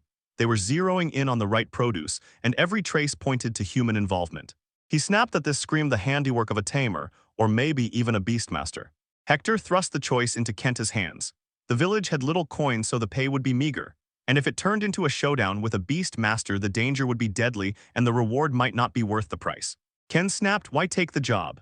Hector said someone was in trouble. Those jobs were usually avoided and he didn't mind the work. Kenta didn't hesitate. He shot back, "I'm with you." The guild's old man saw Kenta and Hector off, voice raw and eyes burning as he said he was counting on them. Can't he just keep a thought to himself? It was his first official guild request. His heart hammered as he wondered what they'd face on the job. Hector jabbed a finger at the new saddle on Kenti's familiar and grinned, declaring the creature didn't even flinch. Kenta shot back that he'd gone to the leather workshop on Craftsman Street. Hector's eyes went wide. "That man is notoriously moody." He blurted, astonished Kenta had even approached him, and Kenta just shrugged, saying the old man had seemed nice to him. Hector declared the old man a master craftsman, notorious for refusing new commissions while quietly selling off his remaining stock, and whispers said he'd hang up his tools soon. Maybe Kenta had just pulled off the right move. He can still hear the old man's words roaring in his mind. At last, they stood before the gates of History Village. Village Chief Brian greeted them and poured out a booming, heartfelt thanks for coming. Kent unveiled his familiars and Brian marched them straight to the site and explained that the creatures had been swooping in to snatch the ripest crops just before harvest. Every clue screamed that someone who knew horses inside out was behind it. Kent crouched over the prince, breath-catching. They read like a horse's, yet he was baffled by how utterly unlike a human's or any wild horses they were. Shamble's senses screamed. He detected something strange. Someone blurted that a centaur might be behind it. He scoffed and brushed the idea away. Hector lunged at Kenta, eyes blazing. "Are you saying a centaur did it?" Kenta met his stare and said coolly, "It's possible." He swore human-horse hybrids might actually exist. Sham agreed, roaring that they haunt remote mountaintops and almost never bother to descend to the lowlands. Kent asked Hector if the creature was really a centaur, voice razor-thin as adrenaline slammed through him while he braced for whatever came next. Hector shot back that it was a phantom race myth. No one had ever seen one, and said that if they could catch it and haul it to the capital it would be huge, and Kent's pulse quickened as he seriously considered hunting it down.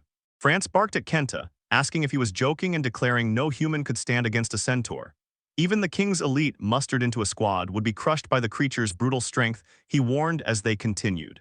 Something strange pulsed on the horizon and everyone felt it. Sham snapped, "Can you all feel that?" And Kent shot back a hard yes. A sudden flash of realization hit me. I started to see what it could be, and Sham snapped at Kenta to clear the area. Kenta then cut them off with a sharp gesture, voice tight, and asked the others to leave him alone for a while. Hector barked that Kent's decision echoed a forest dweller's instinct. The friends realized they were in Kenti's hands, so he vowed to carry it to him and sprint back to the village. Ken shouted for them to tell the villagers to stay inside, vowing he'd be back once it was safe. Once they swept the area clear, Kenta bellowed, daring the centaur to reveal itself. The centaur never materialized and Kenta's chest clenched, had it misunderstood him.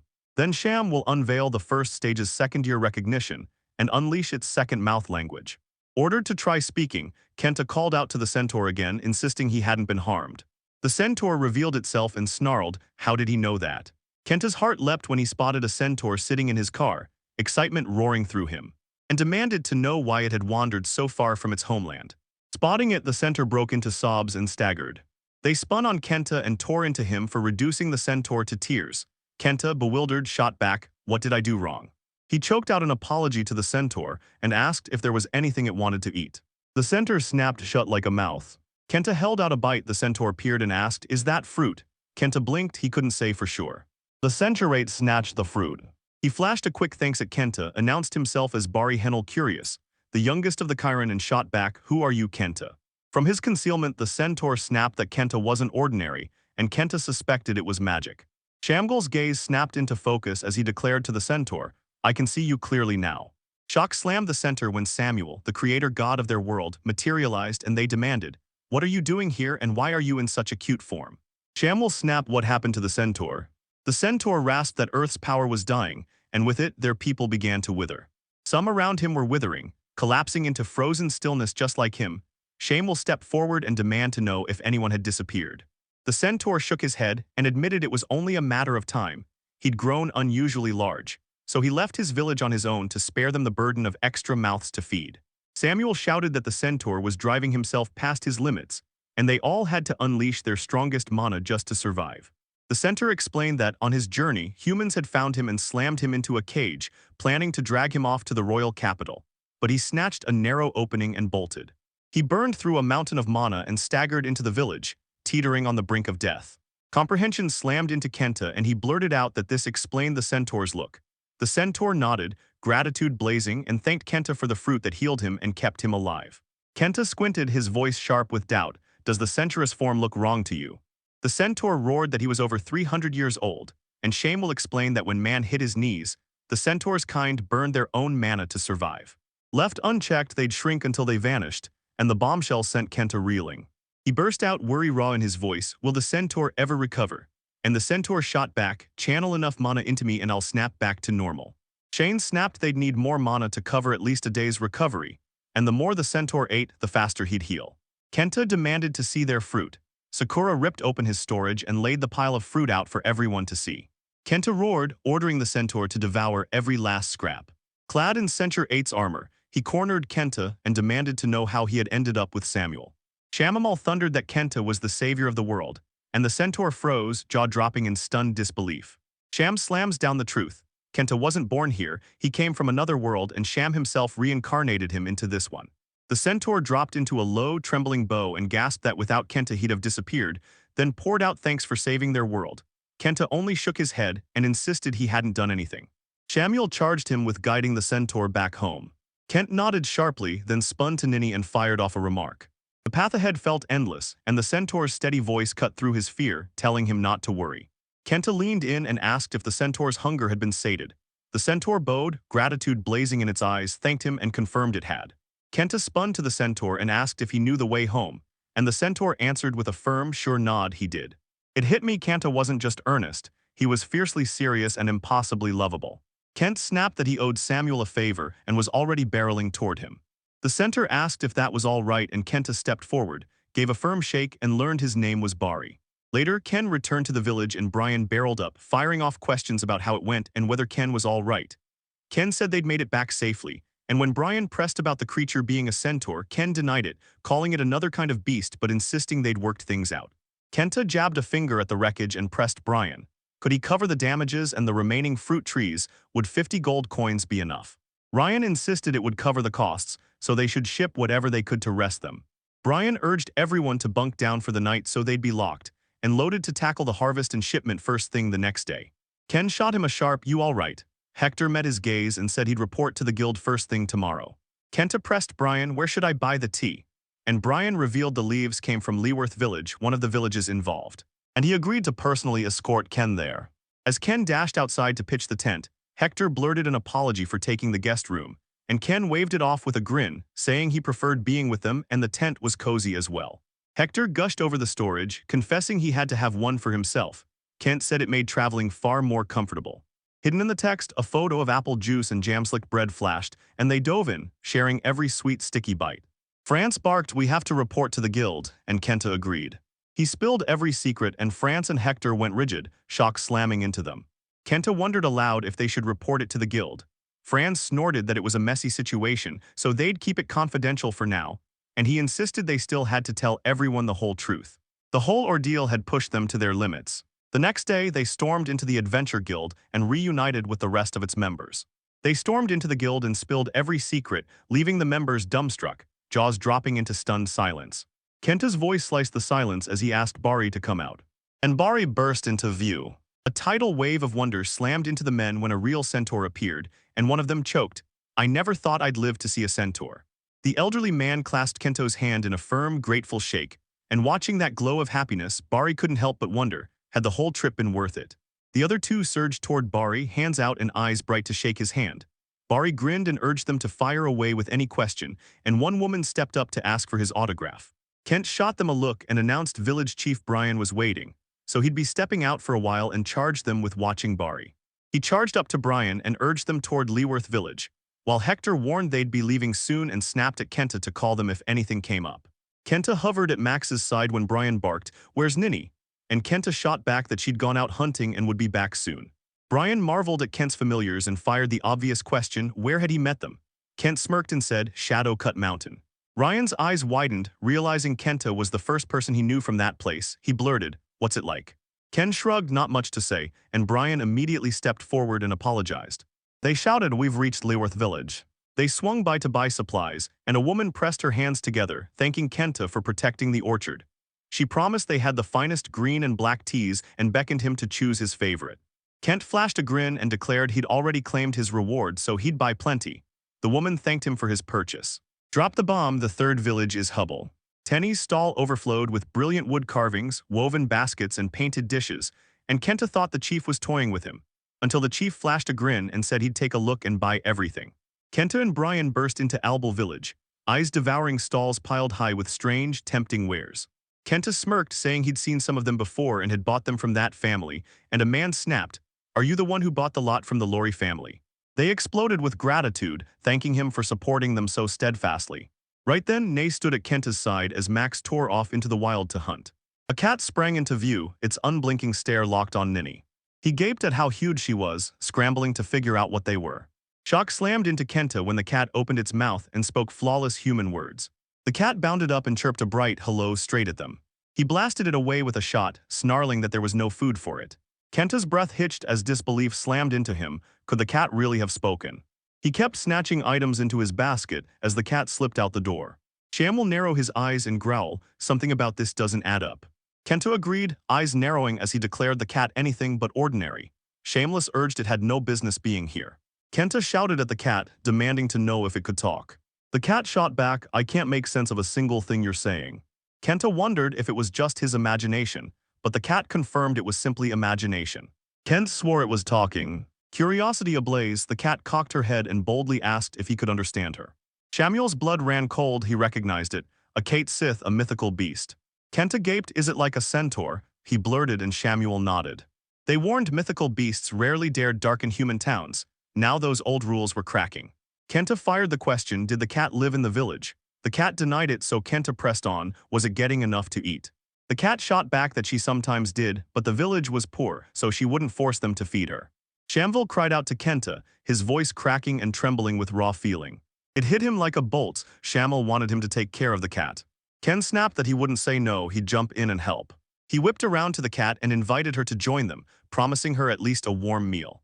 She stepped forward, announced, "I'm Talon," and greeted them with a warm, disarming smile. Max stormed back from his hunt. Talon froze in stunned disbelief, and Ken laughed, declaring their group was growing. Shamil was convinced Kenties anchored the magic's currents, but when sudden shift slammed through, the fallout was brutal and demanded hawk-eyed vigilance. They barreled back to Rustem. A small child barreled up to Ninny and Max as Ken strode forward, and declared them members of the Lorry family. He burst in saying he'd just come from Albel Village on a guild request, and someone shot back, asking if it tied to the orchard trouble and whether it had been resolved. When Kent confirmed it, they erupted into wild cheers, faces exploding with pure, stunned joy. Ken spotted the boy tearing into a piece of bread and asked if he liked it. The boy beamed and said it was very sweet and tasty. It flew off the shelves in a heartbeat. As the child and his mother walked away, his mind buzzed. The new products were flying off the shelves, and Nolan bread had become a smash hit. Later, Kentum slammed together an egg sandwich. He whooped, snatched the jar of mayonnaise, and smeared it on with triumphant glee. He bounded up the stairs to the building he was staying in when the guild master shouted his name. They thanked him for the day's work, and the guilt master declared that guilt would buy fruit from the village to support Bari.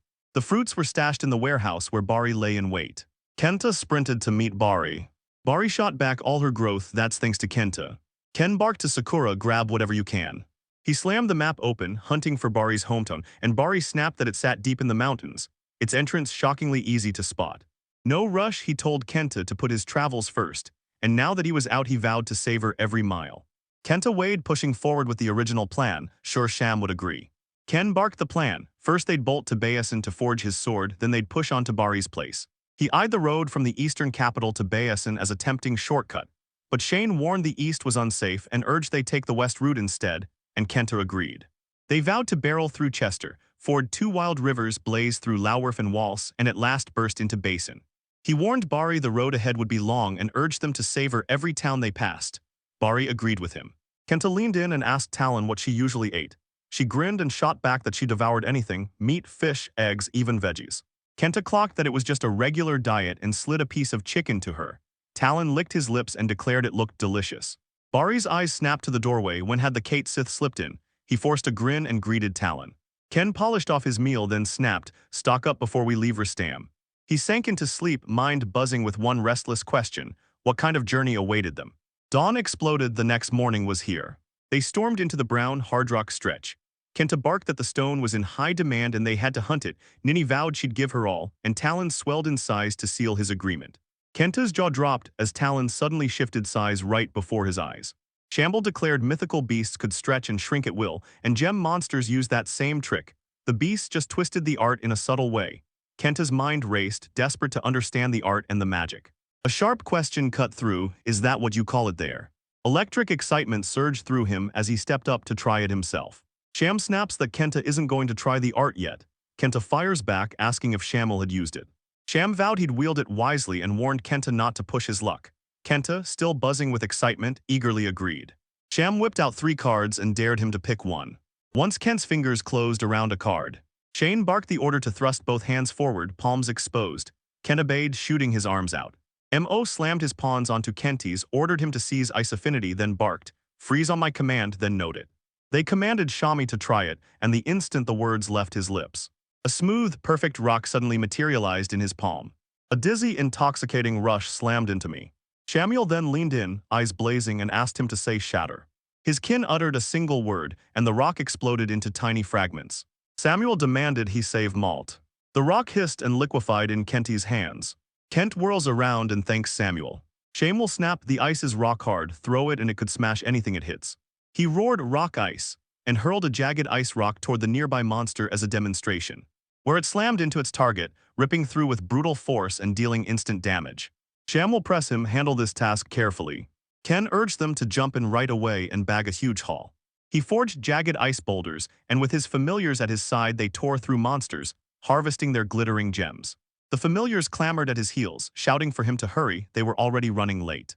He confessed his heart was tired, yet he ripped his hammer free and gripped it once more. They pressed onward, hunting down glittering gems. He announced he'd be picking up potions that day, so they geared up and went all out. After a relentless bout of hunting, they hurtled toward the collar maker's shop, the man who forged collars for his familiars. The instant the man laid eyes on him, he snapped, "Why have you come?" Kent declared with fierce certainty that he wanted a collar for the cat. Realization hit him. Kenta was hunting again, and letters from adventurers would soon arrive offering help. Gratitude burned in him for Kenta's efforts, and Kenta urged Talon to pick the color she liked. He then declared to the man he was heading to Basin to hammer a sword out of a horn. Shock slammed into him at the horn's mention, and he snapped at Ken to show it. Kent thrust it into view and the man snapped, "That's the horn of a Hercules beetle." Ken fired off a blunt question: was it truly valuable? The man proclaimed he came from Basin and ran a main street shop with a sterling reputation. Misfortune piled on until he was drowning in debt, and a friend thrust a rare Hercules beetle horn into his hands. That night thieves ripped it away, debt strangled him, and he watched both his shop and his home slip from his grasp. He could have stopped the theft and saved everything, but he chose a desperate, savage fix, seizing his friend's fortune to bury his debt. Shame ripped through him. He felt like a fool for not facing his friend. In Bazin, his friend had simply forgiven him. The man bowed deeply, thanking Kenta for the peace the horn had brought. Ken shot back, "Forget it." He jabbed his chin and barked, "I'm Fort," then tossed out his friend's name, Fyanth. He poured a fierce wish into Ken's safe journey. Kent replied, a grin splitting his face, I'm glad we formed this bond, and he clasped Fort's hand in a firm, grateful shake. Kenta walked off and Fort dove straight back into his work. Shamel slammed his palm to his chest and barked to himself, I am the creator god. They bore the duty to sculpt the multiverse, shield it from annihilation, and nurture every world's fragile spark. He'd just forged a world awash with oceans, rivers, and wild forests, where a dazzling tapestry of life teemed together in harmony, a precious creation. The late lines frayed and triggered a collapse. He hurled every desperate repair at the breach and watched them all fail, so at the last gasp he had to summon a stable source from different worlds. He tore through the wreckage and found no one as the collapse kept racing forward and time bled away. At last he called forth Kenta, the only one who could save the world. Kent stepped in and warmth flooded the room, his calm presence settling over everyone like a steady hand on a trembling shoulder. A fierce debt to Kenta burned in Samuel, and he leapt into action to repay him. The next morning slammed into them. Kenta shot upright as his familiars ripped him from sleep. He strode down the line and greeted each of them in turn. His jaw dropped at how much Bari had grown, and Bari gripped his hand, thanking him for looking after him. He just scrubbed his face clean. Ken shouted for his familiars to do the same. They attacked it with giddy abandon, laughing until their sides hurt. Kenta sprang into the kitchen and whipped up breakfast. He grinned and vowed to sizzle the vegetables in the olive oil he'd found the other day. He shredded bread into airy panko crumbs to give tonkatsu its legendary crunch. He bit in and surprise hit him like a bolt. It was shockingly delicious, and he wondered if this variety was lighter than you'd expected. He even fried up a batch of chicken that turned out just as legendary. Secure locked away everything while it was still hot. You can thank her for it. He fired off want anything to eat, and Shamal flatly declined. Instead, someone barked, aren't we hunting today? And Kent's stomach clenched. Did he dive into the hunt or rush to finish the journey preparations? Shame will reveal a horde of new gem monsters to hunt. Huge brown rats and ruthless brown killer mantises. Those brown grasshoppers were a nightmare to manage. Kenta, eyes bright with curiosity, pointed out they could swarm in massive numbers. He barked orders, hunt today, gear up for the journey tomorrow, and he'll lead them the day after next. Bari announced he'd be at the guild. Kenta, his familiars bristling at his side, roared, let's go hunt. They crossed the final threshold and stood at their destination. Kent gaped as a massive swarm of mantises flooded the scene, every one of them radiating pure menace. Shamble scoffed, convinced those were nothing but baiting antics and that Kenta could handle them, so they should hang back for now. The group plunged into a brutal clash with the mantises, and Kent, fighting to see just how many of them there were. A variant Nant blinked out of existence right behind him. Nini lunged forward, slamming herself between Kenta and the oncoming danger to protect him. But he lunged, sword flashing, and cleaved it down in an instant. The instant he did it, a gem glittered in his hand. It looked like some hardened substance, maybe something stiff, but it shimmered with undeniable beauty. Max and Nini froze, jaws dropping as he felled the monster with a single, effortless blow. Shimo marveled at how far Kenta had come. Max and Nini erupted with admiration, stunned he'd single-handedly felled a variant. Shane Mullen roared that this victory had banished the brown grasshoppers from their path, and he urged them to let Esku come along as they pressed on. They surged onward. Ken blurted that Sham all would confirm the grasshopper's location. Night was closing in, and doubt gnawed at you about whether you were on the right path, Max agreed. In a heartbeat, Shamwell burst into view. They screamed that there was an emergency and ordered everyone to run faster. Max and Nini exploded into a sprint. Kenta stood frozen, mind racing to make sense of the chaos, and Shamwell stepped forward, voice tight, revealing that an insane horde of monsters had poured in and the situation had turned utterly dire. Kenta asked whether Shamwell had known a massive outbreak was coming, and Shamwell snapped that the numbers had exploded past every forecast, and the monsters would obliterate the plants and animals, leaving the people devastated. Kenton froze to size up the scene, but Shamwell shoved everyone aside, insisting he'd handle it alone. Kenton swallowed and asked if there was any way they could help. Shamwell snapped, that's impossible. Kenta stepped forward and burst out, what else can I do to help? Shame will keep burning if he can borrow Kent's body. He revealed that channeling his power through a medium made every fight feel effortless. Kenta froze, pulse hammering. Could Samuel really slip into his body? Realizing every second mattered, he thrust it into Shamwell's hands. Samuel, overwhelmed by Kent's willingness to help, choked out that Kent had never denied him anything. Kent flashed a grin and shot back, because I'm a good guy. Shame slammed down a vow that he'd keep Kenta alive. Then he peeled away from Max and Nini. I barked at them to stay put, that should be fine. He dove into Kenta's body, and Kenta's eyes went wide as his limbs sprang to life against his will. Shamgal's voice thundered in Kenta's skull as doubt clawed at him. Were the grasshoppers still a threat? Shamgal explained the ley lines had stabilized, but their energy had exploded into a swarm.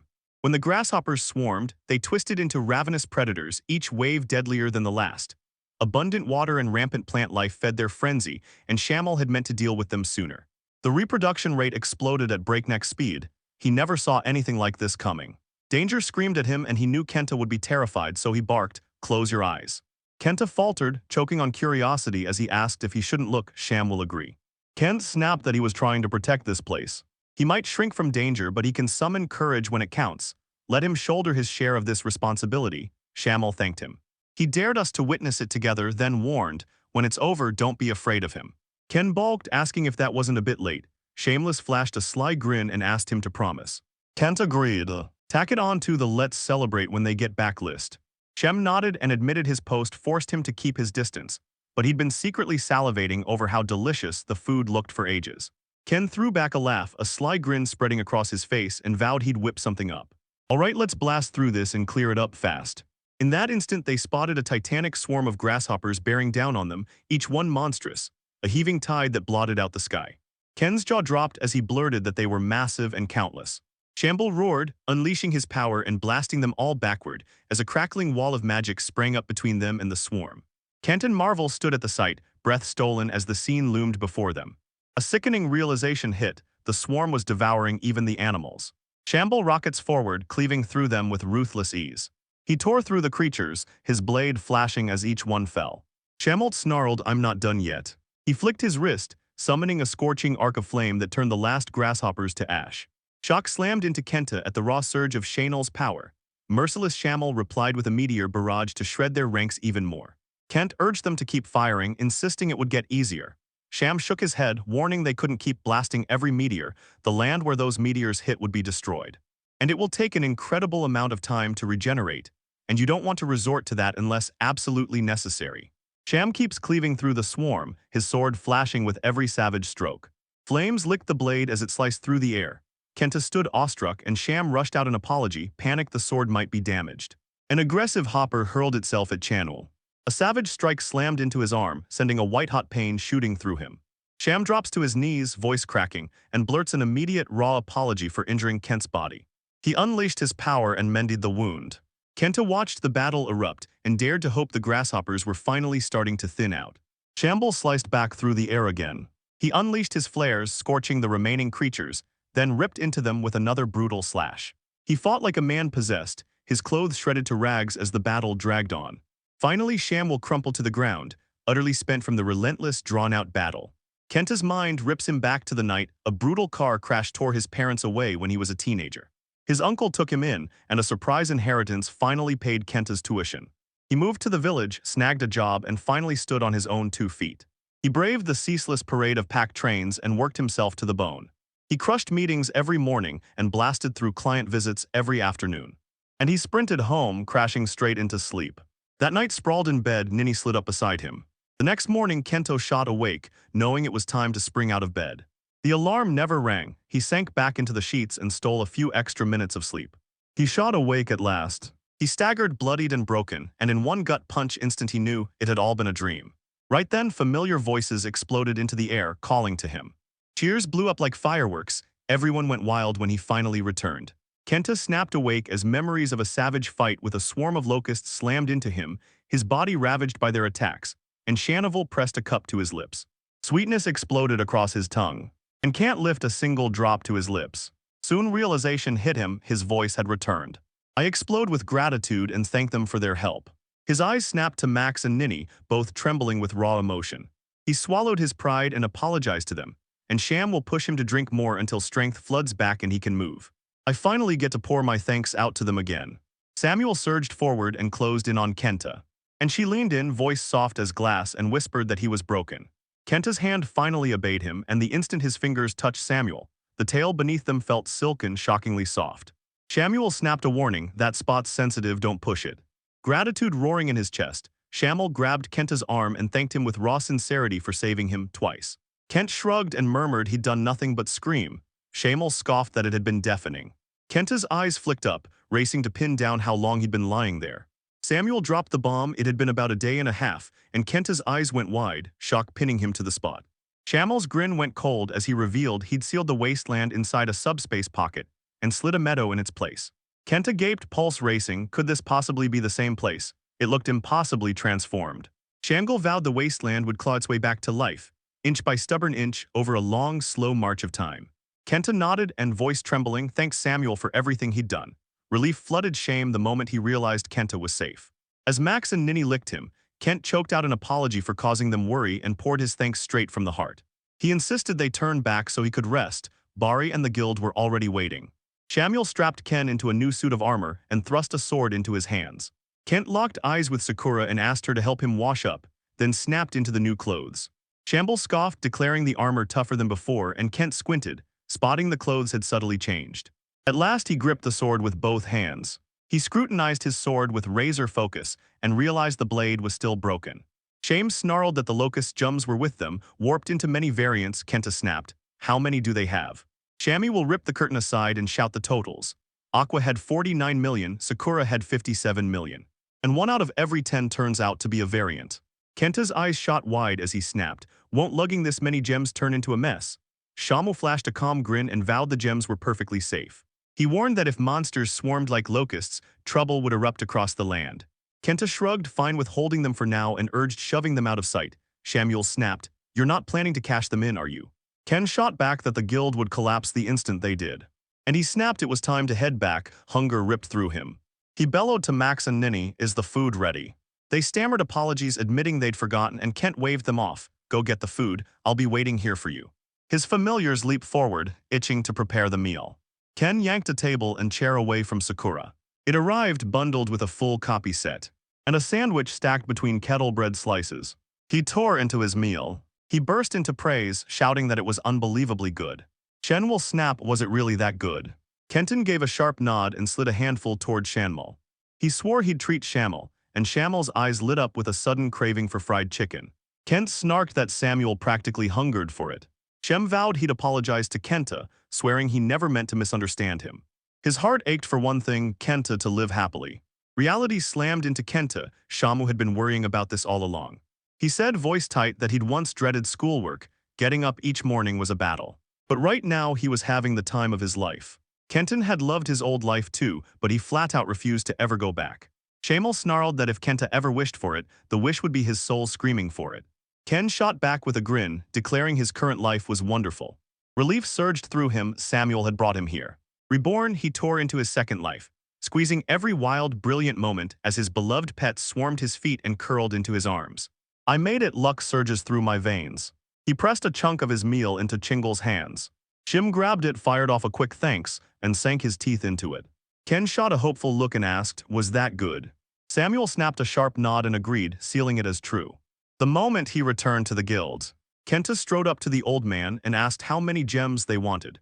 The old man shot back that he'd take as many as Kenta could bring.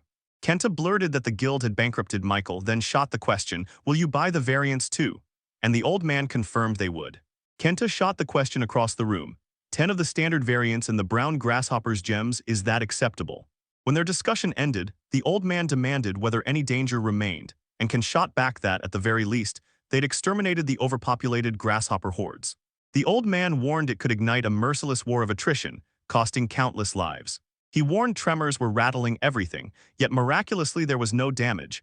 Relief surged through him knowing Kenta was safe. The old man shared his hope to meet the other collaborators someday, his eyes blazing at the thought of what promised to be an amazing experience. The old man demanded how many gems Kenta had gathered. Kenta snapped that it was a secret. Doubt gnawed at him. Could they really trust him that easily? Saying it made him feel like he was confessing something bizarre. The old man swore he'd never told a lie. He demanded to know if Kenta really intended to lead that place. Kenta agreed, declaring his main goal was to travel the world. The old man glared into the past, remembering how his father had chained him to that remote outpost, then turned to Kenta and asked if he could file extra guild registrations in every town they visited from now on. Kenta blinked, puzzlement sparking as he tried to imagine what that would even mean. The old man slammed a finger on the map. That town has a guild and he's signing up there again. He wants to merge the guild so gems can flow. Requests get taken, residents get help, and his name and deeds run through every guild for mutual support. Kenta spotted a flood of lodging discounts, vowed to help both town and guild, and lunged to seize the chance. As Ken strode outside, Bari, grateful for Kenta's relentless effort, admitted he'd have bolted to his side sooner if he'd been able. Kenta flinched, and apologized for leaving him waiting for days. Bari shot back that he'd stayed at the guild. Sham would have reported to him first. Kenta pressed Shamuel for how it went, and Shamuel only smirked and whispered, "That's a secret." Kenta laughed and shot back, "The world's overflowing with them." The next day, Kenta crammed his pack with bread, butter, sugar, a steaming pot of freshly brewed coffee, chicken and vegetable sandwiches, fruits for Bari, and chicken for Talent. After exchanging gems, he shouldered it and set off. The old man closed in on him. A soft, broken murmur slipped free. "It's time to say goodbye." He thrust his fist toward Kenta, pouring a wish for good fortune and strong bonds into the gesture, and Kenta returned it with a solid fist bump. Kenta spun on his heel, shouted, "Take care, Bari," then bolted toward Chester. Reston teemed with kind souls, and he relished every second he spent there. Heart hammering, he braced himself, what town lay ahead and what faces would greet him. On his way, a writhing swarm of salamanders erupted and charged after him. He wondered how he'd gone from lounging by the stream to being hunted down. Sham snapped that the dark brown giant salamander massive breath had betrayed him. Suddenly Max burst onto the scene, shouting for Ken to leap onto him. Shamel barked, "Hit the salamander's weak point with ice while you bolt." Kenta nodded. A crackling elemental blast hurtled in from ahead. He couldn't parry in time. The strike was ripped aside in a brutal, sudden slash. It convulsed and crystallized into a massive, glittering gem. A man barreled over and shouted, "Kenta, are you all right?" Ken's voice broke as he thanked him for his help. Shamuel's gaze snapped to the man. He knew him. It was Hasfer. Hasfer's voice wobbled with disbelief as he wondered aloud if it could really be Shamuel and what had happened to make him take such a cute form. Kenta's pulse spiked. Was Hasfer one of Shamuel's acquaintances? Shamuel then strode in and proclaimed Kenta the savior of that world. Realization crashed over them. Kenta was from another world, and they burst into heartfelt thanks. As Haster introduced himself in turn, Kenta's heart thundered. Was Haster a god? Shameless declared Hasfer could be a battle god incarnate, and Kent's mind spun at the image of a deity walking in human form.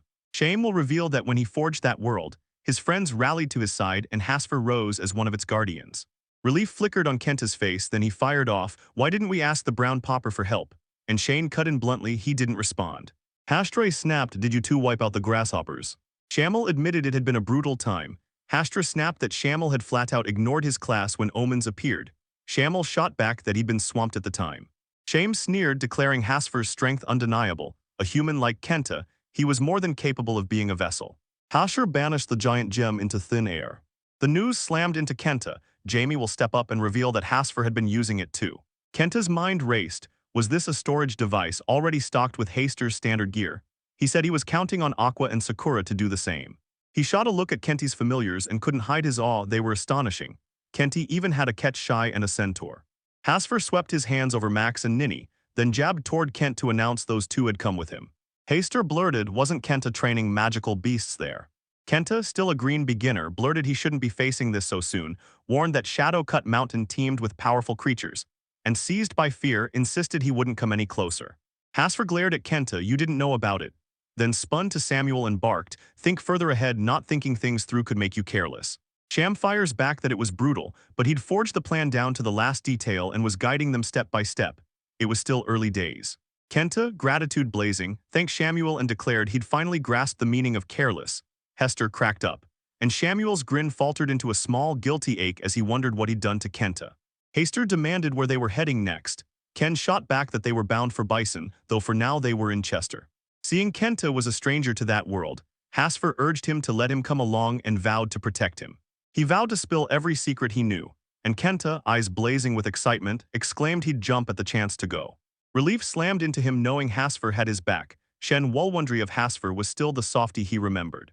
Their eyes sharpened. Kenta was getting stronger too. Kenta shot back he'd lean on anyone he could. Alone, they wouldn't survive. Hasfer then suggested heading to the Shadow-Cut Mountains. Shock froze them, words choking in their throats so they couldn't ask why. Hasfer snapped that Kenta would ride his familiar. Craving a mount himself, he said the Forest Sea teemed with them, the perfect place to learn what the Shadow-Cut Mountains were really like. Kentis shot back, voice trembling, "I'm not getting any closer." Hasfer scoffed and pressed it as a golden chance to meet the people of the Forest Sea.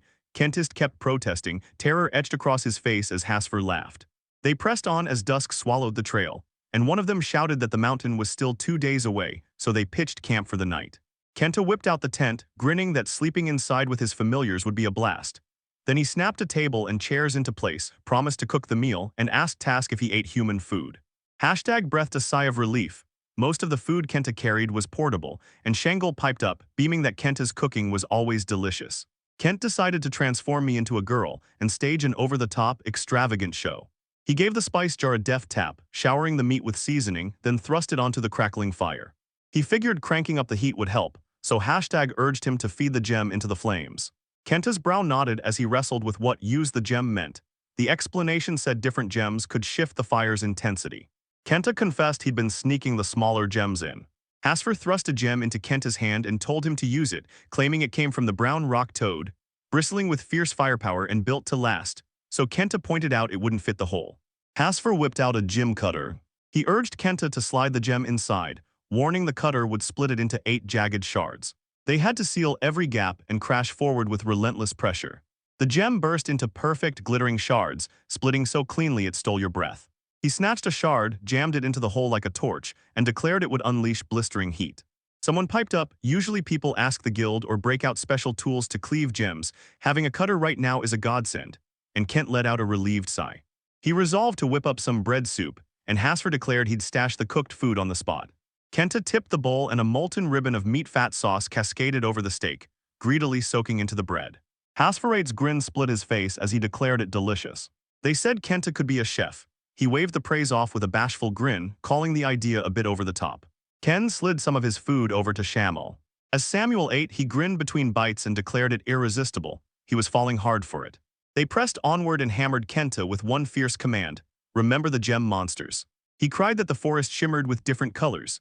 Kenta denied it, but he asked Shamuel how far Kenta had unlocked his appraisal skill, and Shamuel replied it was at the first level. Hashtag slammed the truth. Humans could usually only see as far as the second level. Samuel slammed open Kent's appraisal, unlocking level 2. Kenta's eyes flared as different colors flooded his world. He squinted sharply. Was that silhouette really a bird? Make no mistake, it was the black mosquito water, a creature that only came out at night, and he warned it floundered in the air so they'd wait for it to plummet. Claws lunged at them, they tore into a brutal fight, and Hasfer hissed to Kenta that poison would drag him into sleep. He warned the poison would plunge him into 10 days of sleep, and that the creature called the Nightmare was a nemesis to adventurers, turning them into prey for the beasts. They crushed the threat, rain tore from the sky, and gem monsters only surface on rainy days. They reached the pond and demanded an explanation. A local said it normally gave off a scent, but when the rain came, the surface turned into thick, clinging mud. A fish rocketed out of the water. They yanked the fish aboard, confirmed it as the brown murder fish, and shouted they'd be able to catch more on the spot. Kenta plunged in too, launching straight into lure fishing. It looked like the ultimate playground. Excitement crackled through him at the thought of fishing there to his heart's content. When the rain stopped, Hasfer snapped that they had to get back to the sandy ground and warned Kenta that any delay would throw the fish into a coma. Kenta froze, wide-eyed, and gasped that it had already solidified. He revealed the sandy ground was bottomless and warned Kenta not to cross it carelessly. If his feet got stuck, he wouldn't be able to move, and if it rained again, he'd sink and die. Kenta's heart lurched and panic flared. Has flicked a pebble and the soil buckled instantly, proving how quickly the ground would give way. He warned Kente to watch the pond's sandy banks and step carefully, insisting he carry that caution with him through every twist of the adventure. Hasfer urged them to strike out for the shadow-cut mountains. Kenta, still trembling with fear, flat out refused to go and insisted he just wanted calm, fun days. Shamuel scoffed and branded him stubborn. They plunged deeper into the forest. Kenton gaped at the endless sea of trees and blurted that every plant here was utterly unlike the ones outside. Hasfer snaked the rope into a deadly coil to snare the monster, barking at Kenta to lay down the meat and arm the hound's trap. They darted behind the bushes, flattened themselves to the earth and waited with hearts hammering. Soon they'd lock onto exactly how to approach the meat, and has to yank the rope again, flinging the loop to snare its legs. He vaulted onto the creature's back and shouted for Kenta to slam its nose with the sheath of his weapon. He obeyed instantly and slammed his palm into the hound's snout. After planting his hand on the creature's body, he dared to ask, could it join their party? They'd finally brought the hound to heel. Kent spun to Shamuel and shot, can a familiar be transferred to someone else? Shamuel answered that if the master agreed, Deco could broker the trade. Curious about the hound's name, Ken blurted the question and hashtag dubbed it Sirius. Ken roared to Sirius, jabbed a finger at Hasfer, and proclaimed that Hasfer was now its master. Hasfer stepped forward, slinging his name and a friendly nod toward the newly tamed hound, and Sirius answered, calm and clear. It was nice to meet him. Sham blurts that Sirius is a rare variant. Kenta practically glows and declares it insanely cool, and Hashtra thanks Kenta for his help. As they pushed onward, Kenta snapped that Sirius needed a saddle. and Hasfer hissed that a gem monster prowled nearby. Ken's thoughts snagged on the caterpillar. He slammed the idea away and denied it on the spot. They charged on, then froze as a tree lurched into motion. Hashtray declared it a turtle tree, a hulking turtle shouldering a living tree that sprouted straight from its back. Kenta nearly choked when he realized the ground beneath them was a turtle shell. Hashtra hissed that in the sea of trees they were easy prey, so the plan was to slice off the shell's crown where the nutrients pooled. It wasn't a tree at all, it was a parasite, lurking beneath a coat of bark. That's why it could be felled so easily. He brought one crashing down with a thunderous swing, and a brilliant gem tumbled into his palm. They kept cutting, blades biting with ruthless rhythm. A whip-like tendril snapped out like lightning and clamped onto Kent's leg. He strained to pinpoint where it had come from, and the truth slammed into them. It was dangerous. He unsheathed his knife in a flash. He lashed out with his blade, fighting to cleave the writhing tendril. Finally, he was free. His familiar surged forward, leaping to his aid. She sprints to join him as terror slams into Kenta. He's sure his life hangs by a thread. It hit him, the whip had burst from the tree, and he suspected it was some strange variant. They ripped through the tendril and a new gem flashed into view. He grinned and declared Kenta was lucky the tree hadn't tried to eat him. Kenta shot back that he didn't think a tree would eat him. Not just a tree, its bark looked chewed away, like a caterpillar's bite. He jabbed a finger at a jet-black kill worm coiled on the bark, and announced that the turtle trees had survived because of these creatures. Kenta was riveted by the parasitism and the tree's baiting trick, turning the tangled relationship between creature and wood over in his mind, when Hasfer suggested he take a shard of the large gem as his reward for surviving. Hasfer roared that it was time to gather more gems. Kenta urged Aqua and Sakura to help, then turned to face Hasfer. He snapped the question, how did he manage the gems? Did Hasfer lack the power to use them all, or was he quietly pocketing a few? He fired off decline, declaring he already had more than enough. He urged Kenta to snatch every single gem and never leave one behind. They left them beside the pulsing ley lines, waiting for the surge that would yank them back to life. Kenta figured Shamel was hunting the same grasshopper gems, and Hasfer snapped a warning, don't toss them, either use them or sell them. Aqua and Sakura burst back in, shouting they'd finished collecting, and Ken leaped forward to thank them for their help. Hashtray raved the slimes were unbelievably handy. Kenta chimed in that you could even help the slimes scrub their bodies clean. Ninny leapt, snatched a wriggling slime and barreled over with it. Kent seized it at last and resolved to entrust it to Hasfer. Shamuel poured storage and purification power into the slime. They christened it Mist and welcomed it with open, grateful arms. Dust still swirling, they charged back onto the road.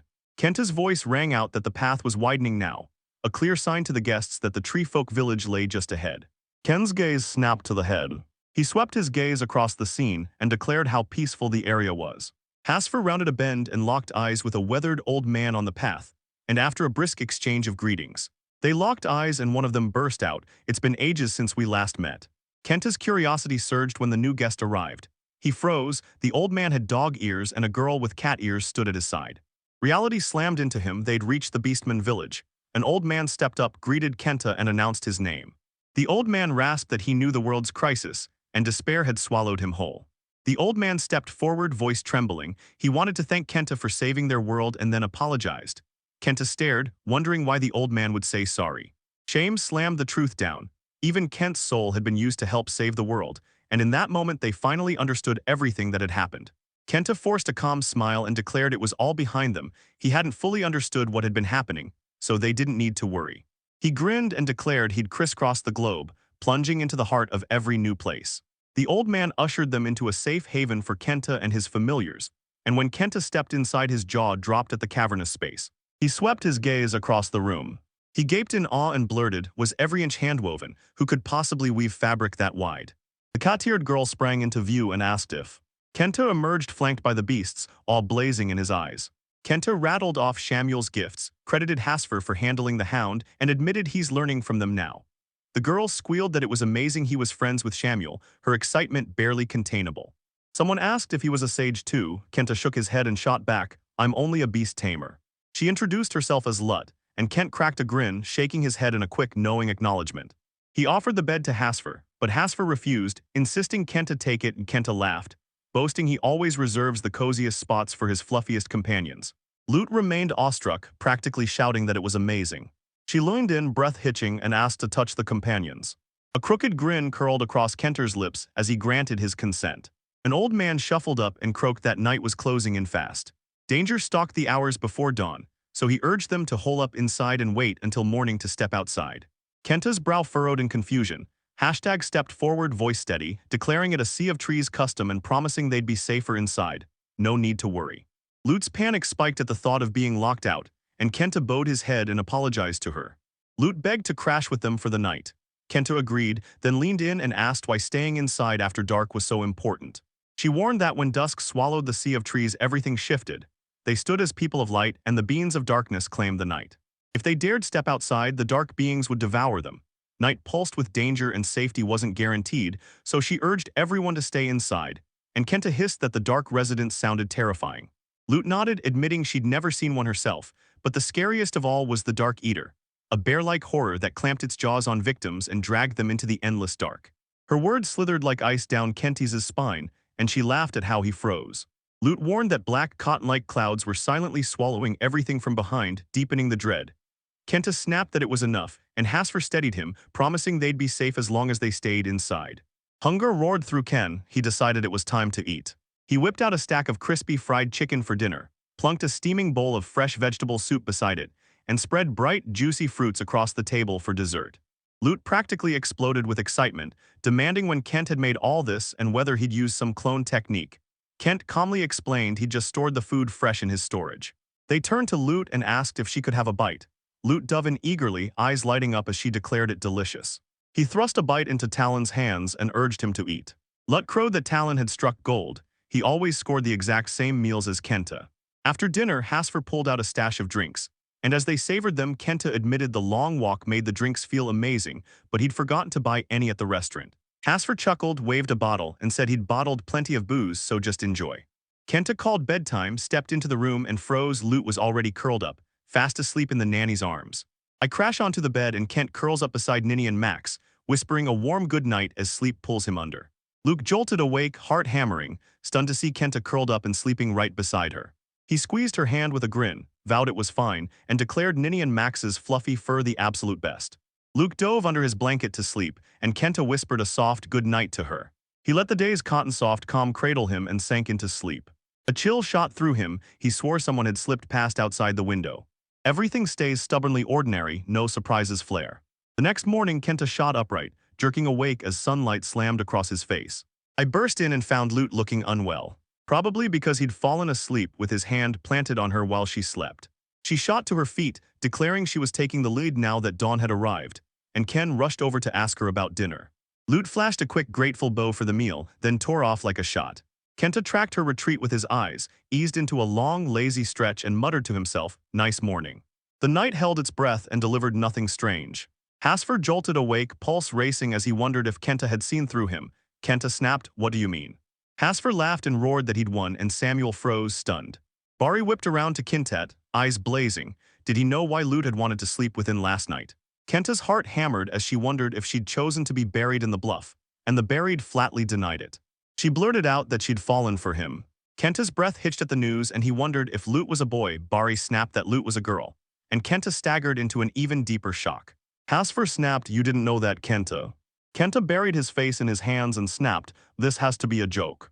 Hasfer admitted he'd meant to leave after just one night, but now he wavered, wondering if they should stay longer. Kent flat out refused, insisting they leave immediately.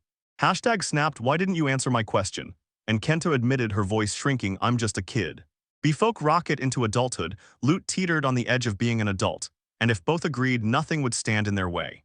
Kenta recoiled and kept denying it, stammering that it was too soon. He didn't understand love or romance, while Samuel and Hasfer burst into laughter at his flustered reaction. As they readied to leave, the old man thrust a bottle of forced fire liquor into their hands, insisting they take it as a souvenir.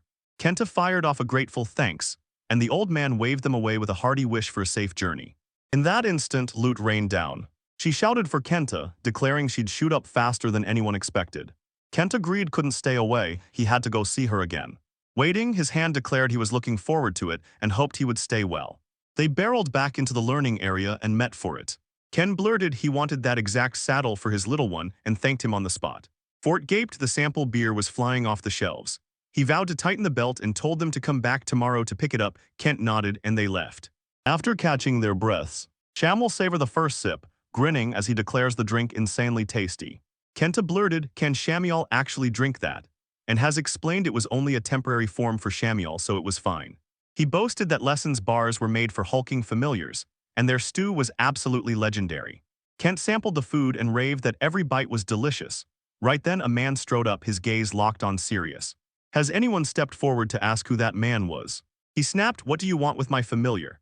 The man smiled and called them the famed Beastmaster, lauding their groundbreaking research into taming. He fired the question, "How much should I pay for Sirius?" Kenta's jaw dropped, the offer slammed into him like a thunderbolt. He planted his feet and flatly refused to sell. The man shot back that he'd pay any price. He fired the question again, his voice sharp as a blade. Hasfer refused again, vowing he wouldn't sell. His eyes locked on Kenty's hawk and he barked, "How much for it?"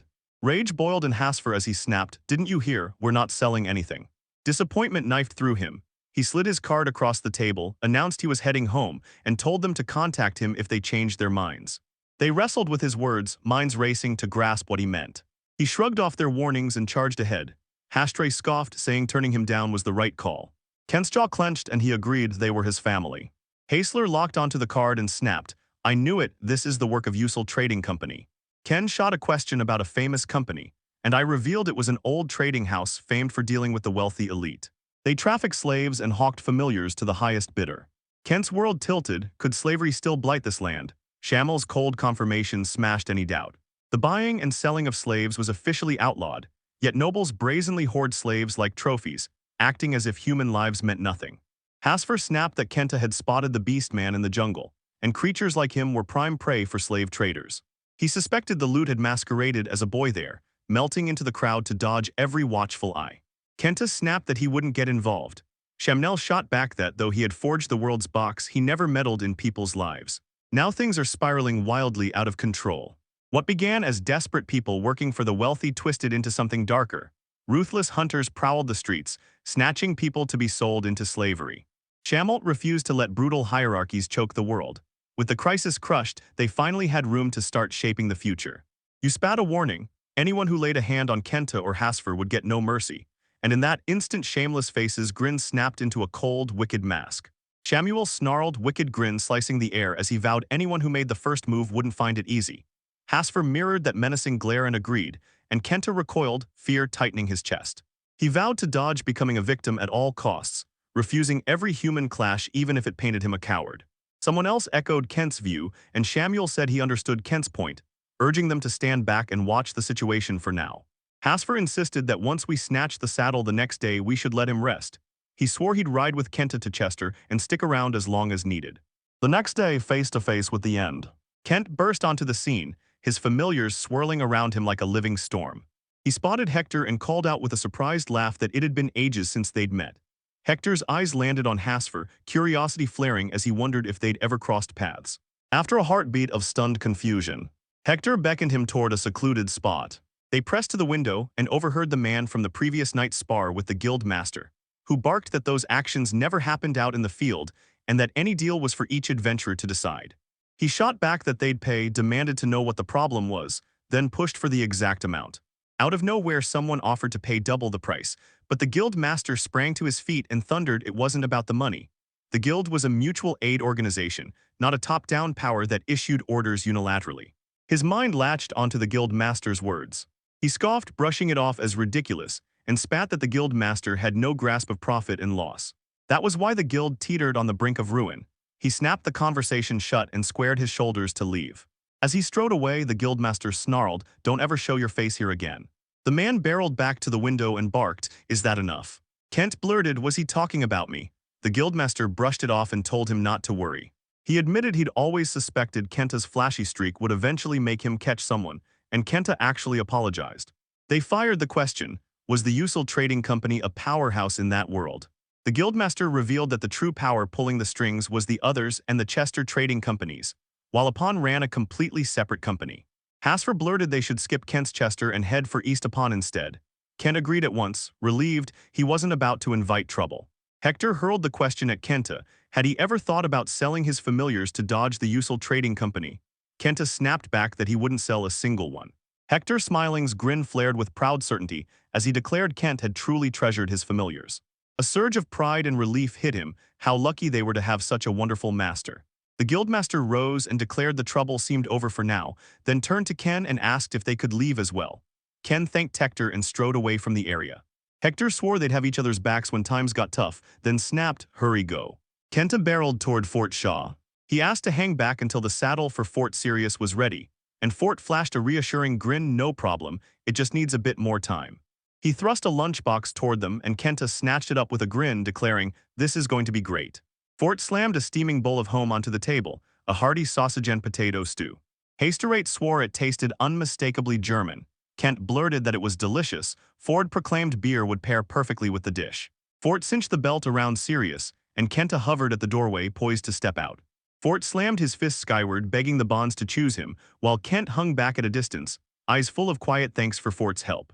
The instant they bolted out of town, Hasfer urged them to head farther out for a while. Kenta now furiously etching words onto Max. Look, a rope suddenly snakes around Ninny's neck. With lightning reflexes, he slashed the rope. Kenta's mind scrambled as he fought to understand what was happening. A band of horsemen barreled in. One shouted, "The cats are already marked, grab them quick." Engard Kentade yanked his sword free, but Hasfer snapped, "Not yet," and held him back. They had to put distance between them and the city first. Ken barked, "We have no choice, run." They bolted, racing away. "Can't we snatch a spot by the lake?" He blurted they'd been told they'd have to leap over it. He commanded his familiar to unleash every ounce of power and catapult across. They claw through the chaos and clear the lake. The pursuers tumbled headlong into the sand. The man who'd hunted the familiar stood in the pursuers' ranks and thundered at Kenta to wait. They swore they'd shaken their pursuers, but Kenta's gut twisted. Doubt clawed at him as he wondered if they'd really be okay. Hasfer snapped at Kenta, asking if he was really worried about their enemies, incredulous that Kenta, so out of character, was actually fretting like this. Ken shot back that the pursuers couldn't break free. The sand was too shallow and they weren't alone, so they'd be fine. Words died on his tongue as Hector thundered up on horseback. Assistance had arrived. Hector strode forward to greet them. Kenta shot a curt nod at his arrival, and with Hashrest Hector on the case, they could leave the follow-up to him. Hector gave a sharp nod and vowed to fire a message to the guild. Help would be there soon. Gratitude poured out of Kenta. "I can't thank you enough." He blurted, and Hector just grinned. "Reston's our home. If trouble strikes, we always lend a hand to fellow adventurers." Cantor shot back an instant, uncompromising yes. They clung to the hope that their bond would never shatter. His mind blasted back to his hometown, every memory hitting him like thunder. Standing in the place he had to protect, envy burned in his gut as he watched Hector and his group. Hasfer then urged them to push east, straight for Upon. Kent snapped a nod, resolve flaring as he readied himself to surge forward. That same night, alongside the rest of the Adventure Guild, Hasfer stormed into the Guildmaster's hall. The old man demanded, "Where's Kenta?" And Hasfer answered that he'd gone off on a little side quest. The old man roared that it had been a wild ride, cackled that Hector had been laughing his head off, and grumbled that he wished he'd seen it too. Cradling the little girl with Shaman perched on his shoulder, Hasfer scanned the scene and asked if any trouble had broken out afterward. The old man shrugged he had no clue, and Hasfer let out a frustrated sigh, itching to charge their enemies head-on. The old man flatly said they weren't foolish enough to start a ruckus. They turned to the guild and asked if it could assist them with anything, and has stood firm, insisting the guild stay out of it. Haster was leaving when the small girl snapped, "Do you know we're being followed?" Two men barreled out and blocked Hasfer's path. They force out an apology, then coldly vow to end his life. Hasp's mind snapped to the Usul Trading Company were they clients. A cold certainty smashed through him. It was a trick. In a blur, someone must remake both men. One of them snapped, yanking the other's collar and snarling with raw fury. He ripped into them, seething, branding them fools who couldn't even size up their opponent's strength. Gripped by terror, the men bolted and sprinted for their lives. Hasfer dared to hope it was over, already certain Shane would thank him for dealing with the situation. He spun to Sharam, the small girl, and demanded she help. She nodded and stepped up. The scene shifts to a castle where Dragon reigned on his throne and growled at Claris that he knew every one of the countless misdeeds Claris had committed. The dragon roared, refusing to let Claris abandon his duties. Claris would answer for his sloth and greed. Trembling, Claris begged for pardon. The dragon snarled that if he cut off forgiveness, he must undo every wrong he'd ever done right now. Claris staggered back, breath caught and voice trembling as she blasted, "This is a divine revelation." The dragon thundered at him to rip up every deal with the Usul Trading Company and snap the slaves' chains, freeing them all on the spot. At the dragon's side, Shambles stood with Shurim and shot him a fierce nod of thanks for the help. Shurim warned them to stay on guard a while longer, and Shamble agreed, vowing to check in from time to time. He declared he was returning to Kenta and thrust the matter into Shurim's hands, ordering him to see it through in his absence. The next morning, while Kenta lay out cold, someone shook him awake and he blinked, wondering if it was just one person. Could it be Lapin or Shamil? He snapped awake and realized it was Dyer. She shouted she'd cracked the code to jolt him awake. Ken blurted that the floor was insanely fluffy. He sprang to his feet to greet everyone, then strode out of his tent. Ken remarked Hasfer had gone back to the rest yesterday, and when he spotted another tent, he blurted he hadn't expected Hasfer to buy one too. Hasfer shrugged and said it seemed like a good idea, so he'd bought one. Ken heaved the table into place and barked, "Sakura, bring out the bread." He urged them to pile on whatever they wanted and dive in. Greed burned in them, so they piled on extras to enjoy many different flavors. Shameful, he scoffed, relief exploding into a grin when he realized it was only a taste test. Kenta thrust a morsel into their hands. Asked what it was, Kenta grinned and said it was butter and sugar, the stuff he used to gorge on as a kid. Hasfer took a bite and his face lit up. It was delicious. Kenta tossed them sweet treats too, grinning as he explained they were the same cookies everyone else had. They snatched a taste, eyes exploding with delight, incredibly good. They cried, complimenting Kenta for knowing his flavors. They slammed the map open. Kenta snapped they decided to skirt Chester and push east toward a pond, and he wondered how long the trek would take. Shama snapped, "We're roughly 200 rills west of Ristam right now." Kenta's brow shot up, "Were rills the unit of distance here?" Shamgul fired back a single, crystal-clear explanation. 1 kilometer stood as 1 rill. From Ristim the road ran 1,000 rills to Chester and stretched 2,000 to Eastapon. Kenta's curiosity flared. Did a layout measure anything smaller than a kilometer, even down to a 1-meter equivalent? Sham snapped that half a layout and anything tinier were only estimated roughly. He blasted through the units of weight. Kenta's finger landed on the map, 1,800 rills due east, and as he pictured how every creature might tackle it, Shamil cut in. Humans would need about 18 days on horseback or 40 days on foot. Sidestepping Chester would stretch the trek into an even longer, relentless slog. Shemil leaned in, eyes blazing, and asked Kenta, "Do you want to learn about the transfer door?" He jabbed at 25 spots on the map and roared that he'd visited every single one. Ken blurted, "So I can move from one door to another." And Shemil confirmed, revealing it was a special door only certain people could access. Shame hissed for us to bolt out door number 2, the one right beside Chester. Kent cracked a grin and practically whooped that reaching Bison in the blink of an eye was incredibly convenient. Shame will blurt, "Should we go now?" He wavered for a heartbeat, then gritted his teeth and agreed. He felt the promise he'd made flare to life, to explore the world with his familiars and revel in every step of the journey. He declared to Shamil he wanted to travel, not take the shortcut. Shamil nodded as if he'd expected it, then said he might sail out. They flat out refused the transfer door and dared to ride the whole journey side by side. The familiars surged into the hunt, claws bared and instincts razor-sharp. Kenta hunched over the map, eyes blazing as he declared the country colossal. His homeland shrank to a speck beside Ristam and Eastapon. He mistook it for a tiny island nation, only to find a sprawling archipelago of islands and countries, and Hasfer revealed it was a multicultural world. Kenta revealed his country enjoyed relative peace, but it was no paradise. Repeated international wars had torn its lands apart. Hashtag declared governance ran city by city, yet they still counted as a single nation. And Ken's eyes flashed with fascination at the idea. Noting that wars between nations devoured fortunes, Shameful growled that the military's job was to protect and maintain order, and he refused to let conflicts break out across the world. Kenta and Shamil swore peace mattered above all else. Kenta spotted his family returning and roared, "Let's go." He fired the question at Hasfer, "Do you use anything for long-distance travel?" And Hasfer shrugged, "I usually walk or ride." In emergencies, he commandeered a colossal eagle. Kenta's jaw dropped and he recalled his 4th eagle on the spot. He declared the eagle was a treasured companion of a friend of the ex-war god, and Kenta's jaw dropped when he heard a god was involved. A charged aura slammed into him. Was that Falco's presence, and would the eagle let him mount its back? After a beat, Kent whipped toward Falco and shot out, "Can I ask you a favor?" His familiar sea vaulted onto Falco. He froze, wondering if they were all there. Bari burst out of hiding, grinning that he could fly and would follow them. Kenta hesitated, then told him he could join. As they combed the sky, a colossal eagle burst into view overhead. They stared Kenta down and fired the question, "Are you the same person from another world?" Shami's eyes snapped to the eagle and she flung a joyful greeting, "It's been too long." While the eagle turned to Kenta and bowed, thanking him for saving their world. Kenta snapped at the eagle, ordering it to call him Bo's representative, and channel every scrap of gratitude straight to Samuel. Shamble froze, jaw dropping, stunned as Kenta shoved him center stage and flung him into the glaring spotlight. With a fierce cry, the eagle wished them safe passage, then spread its wings and shot into the sky. They rocketed onward through the sky. Ken whooped, thrilled they were racing along and would be there in no time. Shamel snapped, shouting for him to look ahead. He urged, let's go there. It hit them as they'd reached the transfer door. Shamgal leaned in, eyes sharp, declaring the door was usually invisible and commanding Kenta to shut one eye. They blinked twice, eyelids snapping shut and flinging open. Kent followed the instructions. The door shuddered, twisted, and hardened into a hulking slab of stone. His hand met the door and it flared into a ghostly shimmer. Shamuel gave a steady nod and confirmed that's the door's normal appearance. He snapped at Kenta, ordering him to blink his eyes 2 more times.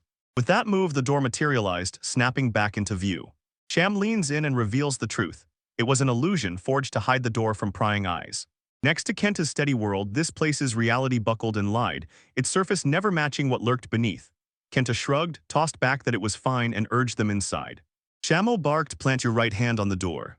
It slammed the switch, setting a mechanism roaring to life and dragging them down the stairs. They surged down the steep staircase, feet hammering each step. We couldn't tear our eyes away from how brutally long and steep it was, and someone snapped, don't trip. They burst into the room. He couldn't have felt trapped inside an elevator. He stopped dead as a door loomed before him, the numbers 2125 stamped across its surface. The instant his finger slammed the button, they all burst through the doorway. Samuel jabbed a finger at the panel and asked Kenta to press the button for their destination. Kenta, sure of the move, slapped it without hesitation. Hashtag leaned in and asked if he knew these mechanisms. Kenta smirked and said he was used to them. Hashtag nodded, impressed, and declared perfect. At last they reached their destination. They burst from the room in shame, while snapped that the stairs led straight to door 2. They raced up the stairs, and finally burst into view. A voice rang out they'd reached the first shrine. Kenta's pulse thundered as he fixed his gaze. Was that the east, and could they possibly reach it? They barreled into town. Kenti's familiars sent terrified townsfolk bolting in every direction. Guards swarmed in, cutting off Kenti's path. They snapped, are you attacking east? They spat a warning at him, they would never forgive those actions. Kenta steadied his voice and declared, we're not enemies, we're adventurers. The gods might scoff and refuse to believe them. He lunges forward and implores the guards to calm down. Ryan's eyes went wide the moment he spotted Hasfer. You've shot up since we last met. He burst out and Hasfer grinned and thanked him. He shot back that Kenta was a bona fide adventurer, that everyone here was his companion and they should be allowed to pass. The guards froze in doubt as Kent spun about and slapped his adventurous cards into view. He vowed they'd be safe and Ryan nodded, sealing the promise. They owned up to the sudden show of force, then roared a welcome as Kenta stepped into Westapon. They finally burst into the city, its roaring streets swallowing them whole. Kenta's jaw dropped, it dwarfed Ristam. Hasfer urged them to head to the guild first. Kenta leaned in and asked if Hasfer knew Eastapon, and Hasfer shot back that he'd been there every 2 or 3 years. But this was his first time arriving from the ground level. Kenta snapped, did Haster fly in? Hasfer blinked, baffled, jabbed toward the roaring river cleaving them apart and explained it. Kent instantly shot by boat, and Hasfer's sharp nod sealed it. Night was already swallowing the sky, so he vowed he'd guide Kenta the next day. They stormed ahead, racing until the guild's doors loomed before them. The receptionist boy sprang up, grinned, and shot them a quick question, what brought you here? Kent brandished his adventurer's card and proclaimed he wanted to register as an adventurer. The receptionist snatched the card and slid it into the machine. He thrust it back into Kenta's hands. Kenton grabbed it and froze. It was a dead ringer for the point card. Kenta asked to use the guild's lodging, specifically 2 massive runes, and the boy nodded, promising to put him up. Just as they were about to leave, Kenton's eyes snapped to Hasfer as his hand slid toward Minnie, a tender reach that screamed affection. Kent barked at everyone to rest up for the night and vowed they'd head east at dawn. Dawn cracked open the next morning. Kenta snapped awake and shouted a rousing hello to his familiars. He sank into the room's cozy embrace, grinning because he loved every second. He swung open Hasfer's door, shot a bright good morning, and asked about breakfast. Hasfer said he'd already eaten. Kent tore into a meal, then announced he'd scour the town and stock up on supplies. Hasfer flashed a grin and offered to lead the way. They'd barely reached the merchant's stall when Kenta leaned in, eyes gleaming, and urged them to sell the gems. Then he snapped up the gems, agreeing to buy them even as Kent pointed out there were many of them. Right then a woman stormed up to Hasfer, greeted him, and blurted that it had been ages since they last met. Ken's breath caught. He was utterly mesmerized by her, and she introduced herself with cool authority. I'm Diamond, the guild master. She leaned in, eyes razor bright, and demanded if Kenta was the gem guy who could shoulder 2,000 gems. Kenta's pulse spiked. Were any of them rare? Diamond snapped, hand them all over. Afterward, he couldn't muster a mountain of gems. He spotted Hashter Singh and demanded, what's wrong? Hashtag revealed they'd been tailed, but the shadow showed no malice. Kenta froze, eyes wide, snapping, did you notice that? Was the youthful company behind it? I confirmed it, missed the room tightening with tension, then blurted out, what happened? Hashtag snapped they'd be safer from the rowdy youths by heading east out of Rustam, and Diamond's gut tightened, were they being followed? She warned she'd heard dark rumors about them, flashy on the surface. She'd even heard their branch was about to shut down. They shrugged it off, thinking it might not be a big deal. They stride through the streets. Everyone freezes the moment Kenti's familiars step into view. He locked eyes with his familiars, vowed it was perfectly safe, and told them not to waste a thought on how the others might react. Later, they rolled up to an old woman's stall to snag a quick bite, and she wrapped them in warm hospitality. Kenton's gaze snapped to the rice as it was being served. She declared it a soft rice soup. He guessed it was rice porridge. She thrust a bowl into his hands so he could eat. Ken sank his teeth in. A wave of feeling slammed into him and his voice cracked. He leaned in and it hit him. The dish was steeped in seafood broth and a warm, sweet scent of grains rose from it. The taste blew his mind, emotion crashed through him, and he instantly raced to stock up on more. Afterward, Kenta pounced, snatching up every single ingredient. He declared the meal a soul-warming hug, and snapped up mountains of meat buns and sacks of rice. Aqua and Sakura slammed every last item into storage, working in a blur. Hasford dropped a bomb. There was another guild he wanted Kenta to scout. Kenta's jaw hit the floor at the news of yet another guild.